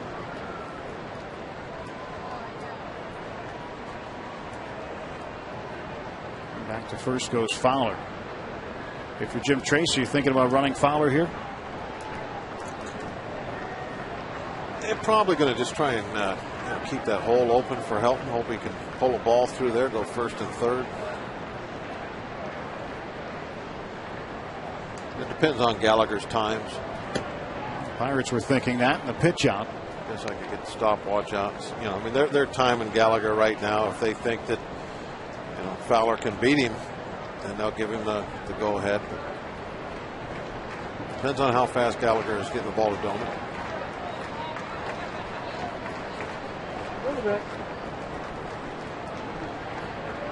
Throw to first and go very close. A late call by Eric Cooper, their first base umpire. Man, it looked like when I saw him start to move, I thought the right hand was coming up.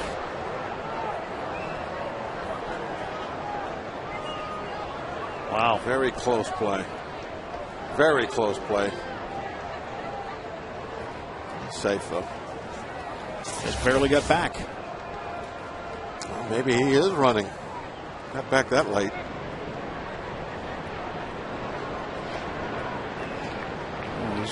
A go-ahead run. One of the fastest men in the ballpark. Ball and a strike to five-time All-Star Todd Helton. Throw to first again. And again, Fowler just gets back. Well, the thing that's making it so close is the accuracy of the throws by Gallagher. He is right on the money with him. Like Jones is kind of catching the ball and tagging all in the same motion.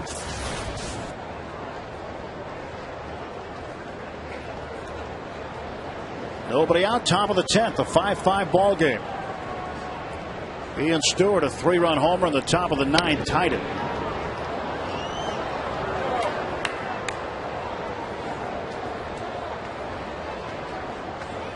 Today, pitching coach Joe Kerrigan had the pitchers out working on just this, holding the runners. Had them out early this afternoon.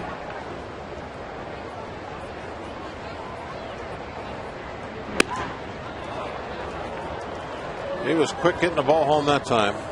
It was a 1-2. Not going to do a whole lot of running successfully when the pitcher is 1-2 to the plate. Snyder, a good defensive catcher, throws well too. So, Doman rather. Beg your pardon. And a strike is called. Doman entering for Snyder. At catcher, as Argenis Diaz came in to pinch hit for him, and then the pitcher Gallagher entering in Snyder's spot of the batting order. But Doman can throw him out when his pitchers give him a chance.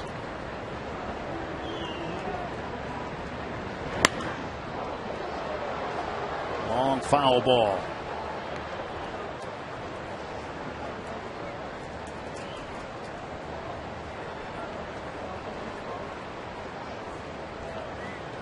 Two and two to Helton.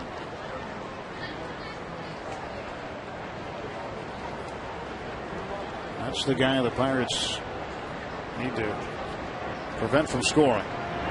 Oh, Helton hits this one high and deep. Right field. It is gone. Can you believe it? Todd Helton hits his 3rd home run of the year in the top of the 10th. A 2-run shot. It's now 7-5 Colorado. 5 runs in the last inning plus now. There's still nobody out here in the top of the 10th. Helton's been coming through with the big hits for the Rockies for many years. He got a breaking ball and a little bit of an adjustment. I saw the little hitch in his swing as he had to wait just for a moment for that slower pitch to get in the zone.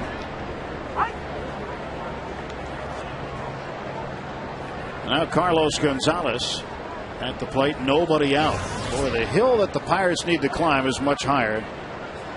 The bullpen really letting down the Bucks tonight. Pedro Alvarez calling for it. Now Cedeno calls him off. There's one out. Well, Todd Helton doesn't hit many of them anymore, but he got one here tonight.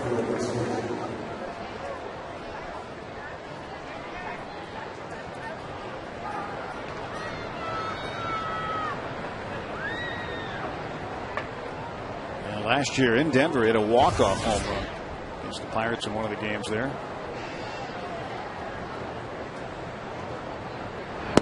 Tulowitzki takes strike one. I'm sure at his age, looking at his face there, he relishes these kind of moments much more than when he was younger, because you're thinking there's so many years ahead of you and you're going to have all these experiences in baseball. But now I'm sure he realizes that the end of that road is going to be coming up.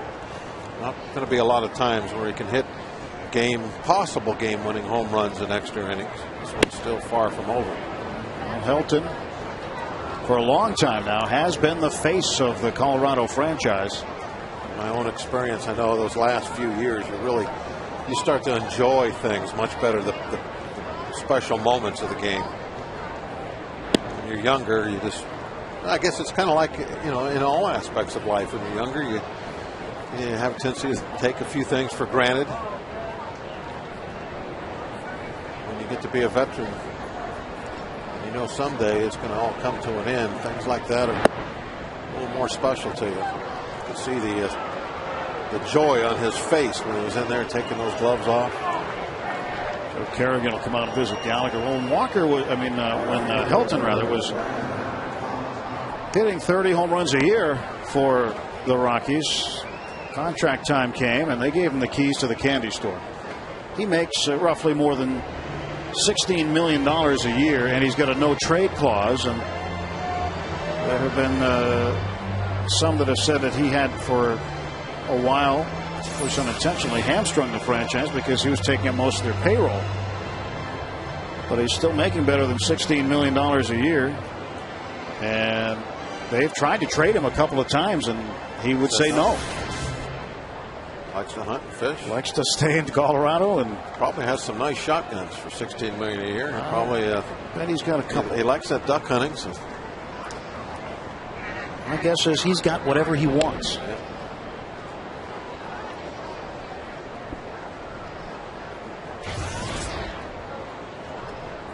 A few years ago, he had Clint Varmus, the second baseman, out to his ranch when Clint was a young player. They were riding ATVs around, and it was a fly ball to left, hit by Hop. And Tabata makes the catch, 2 away, and Varmus fell off one. Hurt his shoulder and was out for a considerable amount of the year. There might be a rule against that. Well, Rockies management wasn't too happy with either party.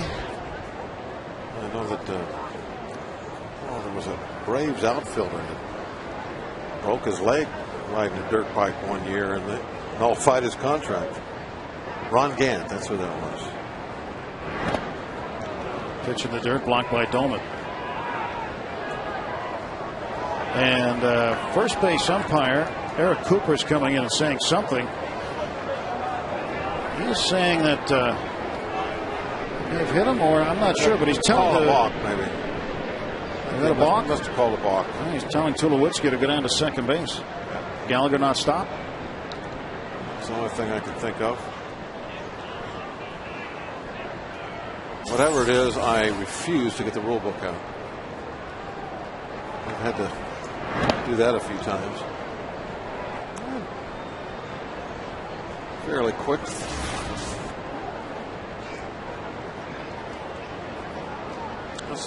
Different umpires see that play differently.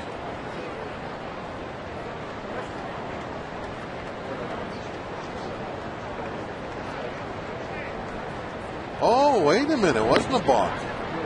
It was a catcher's Domit touched the ball with his mask, which is definitely a no-no. That definitely is in the rule book. You can't do that. Pirates lost a game at Dodger Stadium years ago when the winning run was at third base. It was either the ninth inning or extra innings. It was a walk-off catcher touching the ball with his mask play. You can't, right there, that you cannot do that.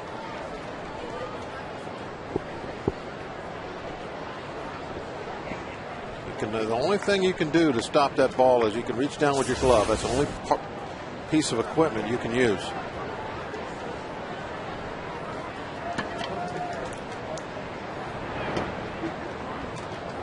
Miguel Olivo takes ball one. I think we had a catcher. I think his last name was Rodriguez. I can't remember the first name. But Tom Lasorda came running out of the dugout, yelling and pointing, and sure enough, the umpire said, "Yep, you're right. Game over."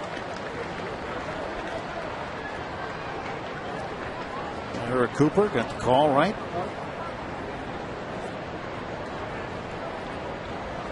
Only gets charged with an error. Was that Ruben Rodriguez? I believe it was. Runner goes and the pitch hit up in the air to left field. And that's the catch by Tabata. Pirates all of a sudden trailing by 2 on the Todd Helton home run.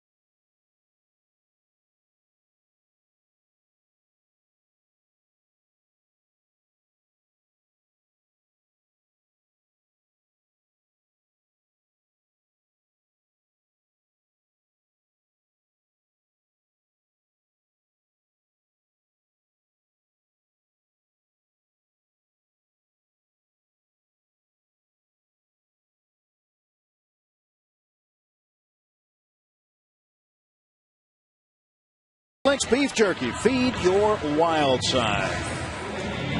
PNC Park. Bob Walk, Tim Neville. I went next door in between innings to ask the brown dog if he could remember who that catcher was, and he thought it was Angel Encarnacion.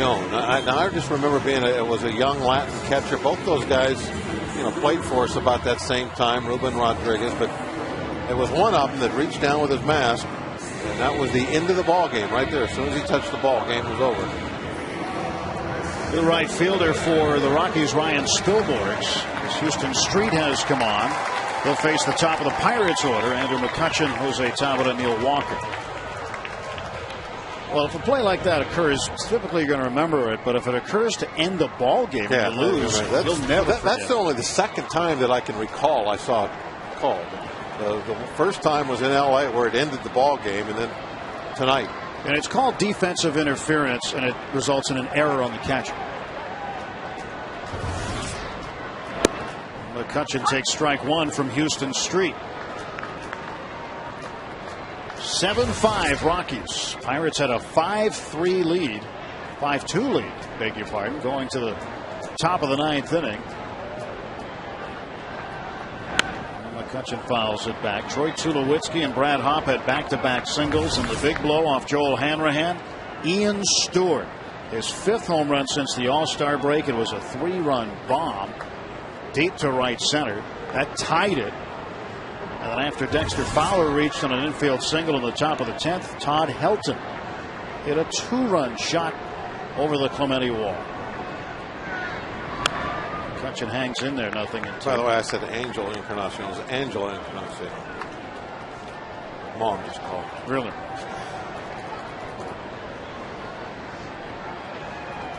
Mother knows best. Yep.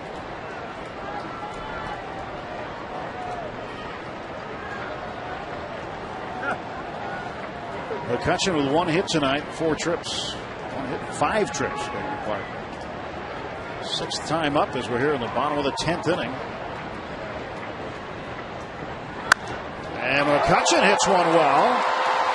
Deep right center, and it is going to be off the top of the wall. Great play by Fowler to play the carom in a leadoff double by Andrew McCutchen. Wait a minute. The crew chief, Mike Riley, is saying it's gone. It's a home run. Well, they're going to have to look at this one, and I don't think it was a home run. I agree with you. It looked like it hit under the top bar. Yeah, I thought it hit the top of the padding. We had another one that hit up there tonight. Who hit that first one up there? That was Fowler. Yeah, Fowler. I think it hit the same place Fowler's hit, on top of the padding. Yeah, right there above the trip sign. Did it hit the fan? The fan hit it. May have hit the fan's glove, Bob. He's reaching over the. I'm going to say they overturned that. They're going to send him back to second base.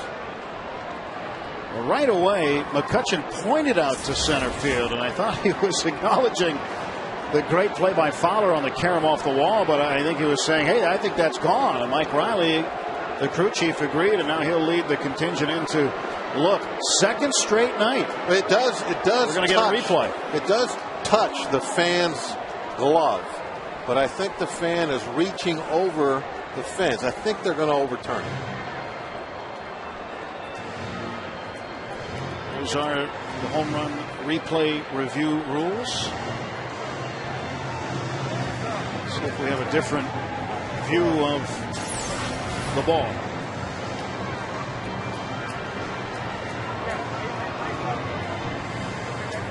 It just maybe it looks like it grazes the glove. You see the ball change direction, but doesn't it look like he's reaching over the fence? I don't know. That's a tough one. It's going to be interesting to see what the umpires decide to do with this.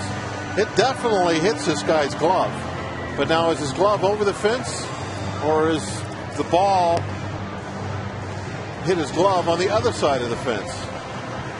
Tough call.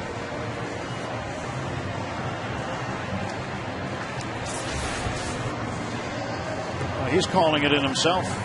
Going to see if it's overturned or not. Well, too bad he didn't catch it. Then there wouldn't have been any question. Yeah. Well, the last Pirate hit that has been reviewed here at PNC Park was last July 22nd against Milwaukee. Ryan Doman had a double that was changed to a home run. Oh, we had one. Don't we have one just last night? Last night that was changed. Yeah. That's 2 nights in a row we've seen video replay. It was a Dexter Fowler hit that was ruled a triple and not a home run. Originally ruled a home run. Turn back to a triple. So Andrew McCutchen is in the dugout. Had his originally ruled a homer. And we'll see if they put him back at second base. The review team, they're taking their time. Yeah, they're taking their sweet time. This is a tough one. This is not a cut and dry. The other night, that was pretty cut and dry. This one here, I'm not real sure what they're going to call. They're going to put him at second. Yeah. It'll be a leadoff double for Andrew McCutchen. It really doesn't make a whole lot of difference as far as the game because it's a 2-run deficit. Now, this would be huge, obviously, if it's 1 run. But being a 2-run deficit, it doesn't really matter because Andrew's run at this point is meaningless. I mean, they're not going to be really paying any attention to him, whatever. They'll let him steal third, let him do whatever he wants. They're going to be concentrating on the hitter because that's the tying run. It was kind of an interesting to see what they would do, but in the long run, even if they called it a home run, put him at third, doesn't change the game right now. It's Tabata that's important. He represents the tying run. And Miguel Olivo and Houston Street want to get it right. And you saw John Russell come out. And the rule is you are not, as the opposing manager tries to call go against you in the review, you're not allowed to argue. If you argue the call, you're thrown out immediately. He didn't argue. He came out for an explanation and just accepted the explanation. Jim Tracy did that last night, too. Now, we hadn't seen that before, really, this year in terms of replays where the other manager comes out. And now we're starting to see them come out and just politely ask, what did you guys find? What did you see? That's all I want to know. I think it's better to have McCutchen out at second base than in the dugout. Because it's kind of works as a little bit of a distraction to the defense, even though you're kind of taught to ignore him. It's still it's kind of tough to do when you're out there pitching. You know, now you're going through a bunch of different signs because he's at second base. You're not in that comfort zone where you're just putting down one sign, let's go.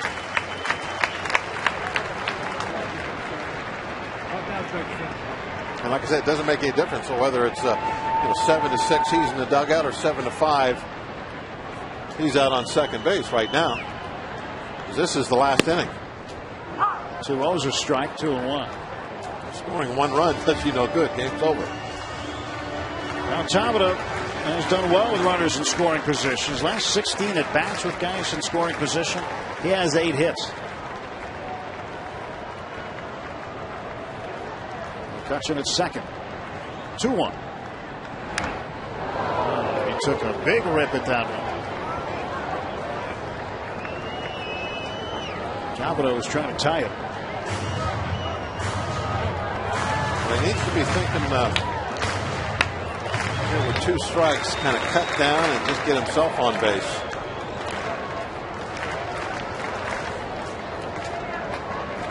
You take 1 shot there, 2-1 pitch, see if you can hit a long ways, but now he needs to get back to his normal swing. Tabata up in the air, shallow right, second baseman out. Varmus looking up, called off by Spilborghs. And there's 1 down.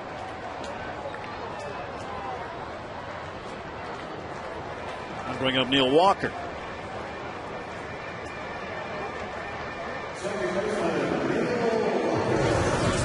Walker was walked intentionally after building a 3-0 count in the 8th inning against Joe Beimel. He's been up twice with the bases loaded tonight. He does have a single back in the 1st inning. Both times they came up with the bases full, he made it out. Good time for a big hit now. How great would it be if he hit a long one now? The crowd would go crazy. Hometown guy, Neil Walker. 1 for 4 tonight. Houston Street the stretch. Walker takes ball 1. 7-5 Colorado. They had 5 runs over the top of the 9th and top of the 10th. Ross Ohlendorf, an outstanding job on a starting role, 6+ innings, 6 strikeouts, 1 run and 3 hits only. He walked 1. Was in line for the win until the 3-run 9th. Walker thought about that one for a moment, but took strike 1. Left-handed power coming up right behind Walker. Garrett Jones waving the bat on deck. Pedro Alvarez waiting below decks. 1-1 to Neil Walker from Houston Street. Fouled away. And now the count is 1-2.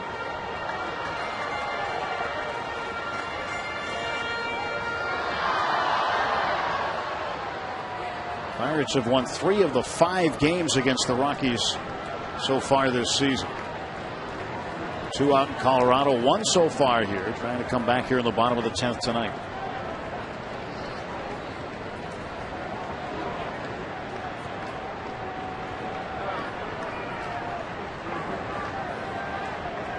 Walker looks out at Street. Street gets a sign from Miguel Olivo now.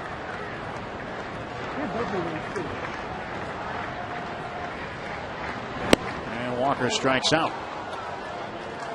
Second time Neil's gone down on strikes tonight. And it'll be up to Garrett Jones as the Pirates are down to their final out. Go back to the 7th inning. And Garrett crushed one. 16th homer of the year. Can he do it again? He's had 2 multi-home run games this year, including one against Colorado. Another one was on opening day against the Dodgers. Bob Apodaca, the pitching coach, brings everybody in here with the game on the line.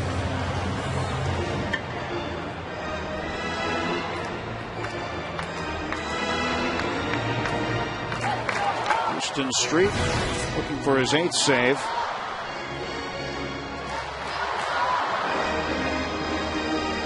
He, like Carlos Gonzalez, came over from Oakland in the deal for Matt Holliday.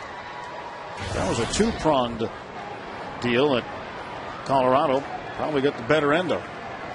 Holliday now with the Cardinals.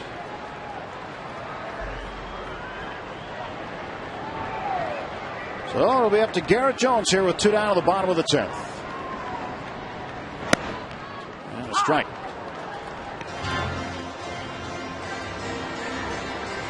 First time Garrett Jones has faced Houston Street in his career.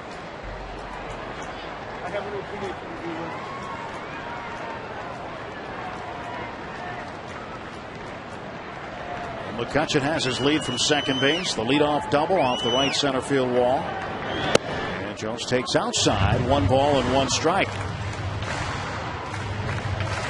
38,147 tonight. Great crowd on hand, and it's been on the edge of their seats now. Good ball game. It's very exciting. It's a shame right now that we're behind, but it's definitely been an entertaining game.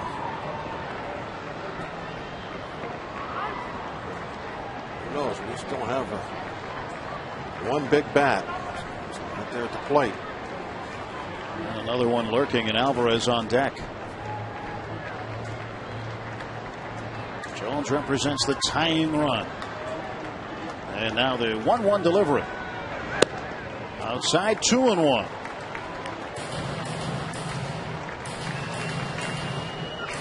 There is Alvarez. Pedro with a couple of hits tonight. Jones right now, he's ahead in the count. He's a tying run. Bottom of the 10th, he's got to be thinking one thing: get a ball that I can drive hard to the outfield. It's not a home run, at least an extra base hit. 2-1. That's 3-1. And Street just a pitch away from putting the tying run on base. Go ahead, put him on.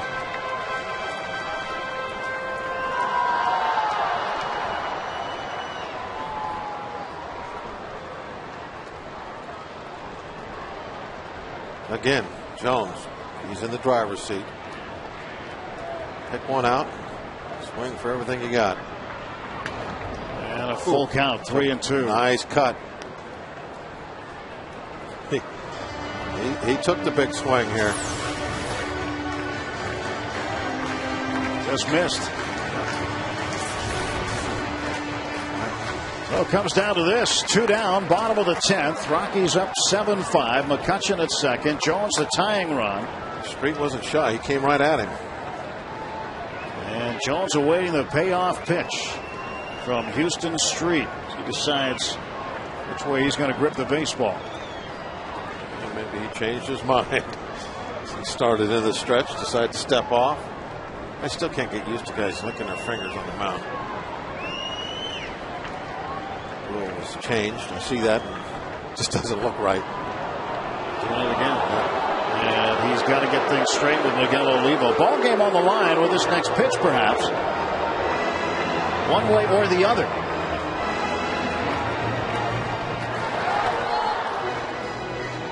Extra innings on a Saturday night here in Pittsburgh.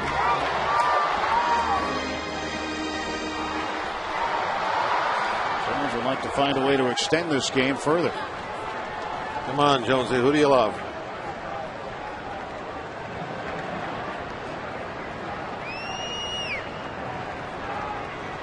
Payoff pitch. And stays alive as Olivo can't hang on to the foul tip.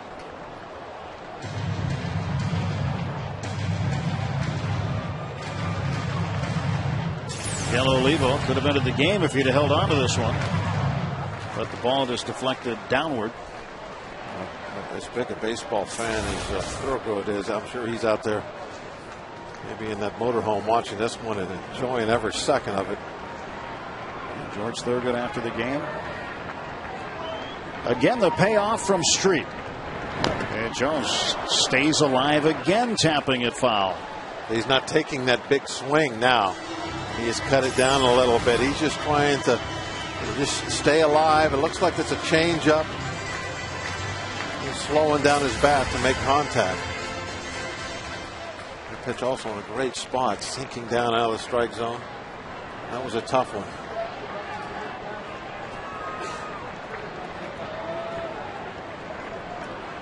Two outs. McCutchen at second, and Street looks in again. The 3-2 pitch. Ball four. The tying run is aboard, and Pedro Alvarez coming to the plate representing the winning run. Yep. Street couldn't get it done with that last pitch. He was going to try and lock him up with an inside fastball and just missed his spot. Pedro Alvarez last night, he had the big swing in the sixth inning with Tabata and Walker aboard. And two men out. Just a rocket shot for his 9th homer of the year. And one swing of the bat can win it for the Pirates.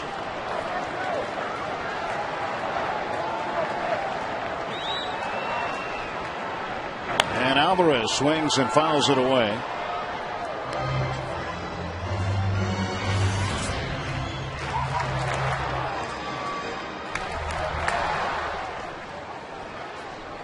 Alvarez just looking for that one pitch. And the question is, will Houston Street put that one pitch where Pedro can drive it? 2 on, 2 out. Pedro hits it high and deep to right. Way back it goes. Gone! A walk-off winner for Pedro Alvarez. And the Pirates win it 8-7. How do you like that? El Toro strikes big time in extra innings. Somebody had to write this one up. Did we just see that? What a ball game. What a crowd. The first walk-off home run in Alvarez's major league career. What a night for Pedro. Oh, man, what this does for that young team, you can't even describe. Just incredible.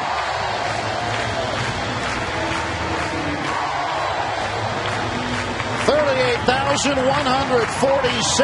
loving it here at PNC Park.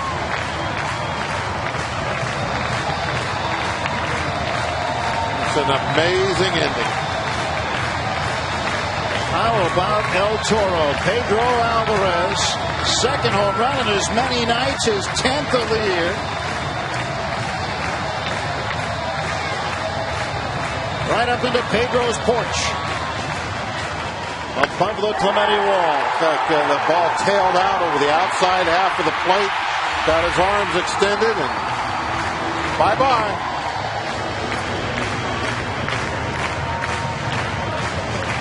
A 4-hour and 5-minute game concluded with one swing of the bat by the rookie, Pedro Alvarez.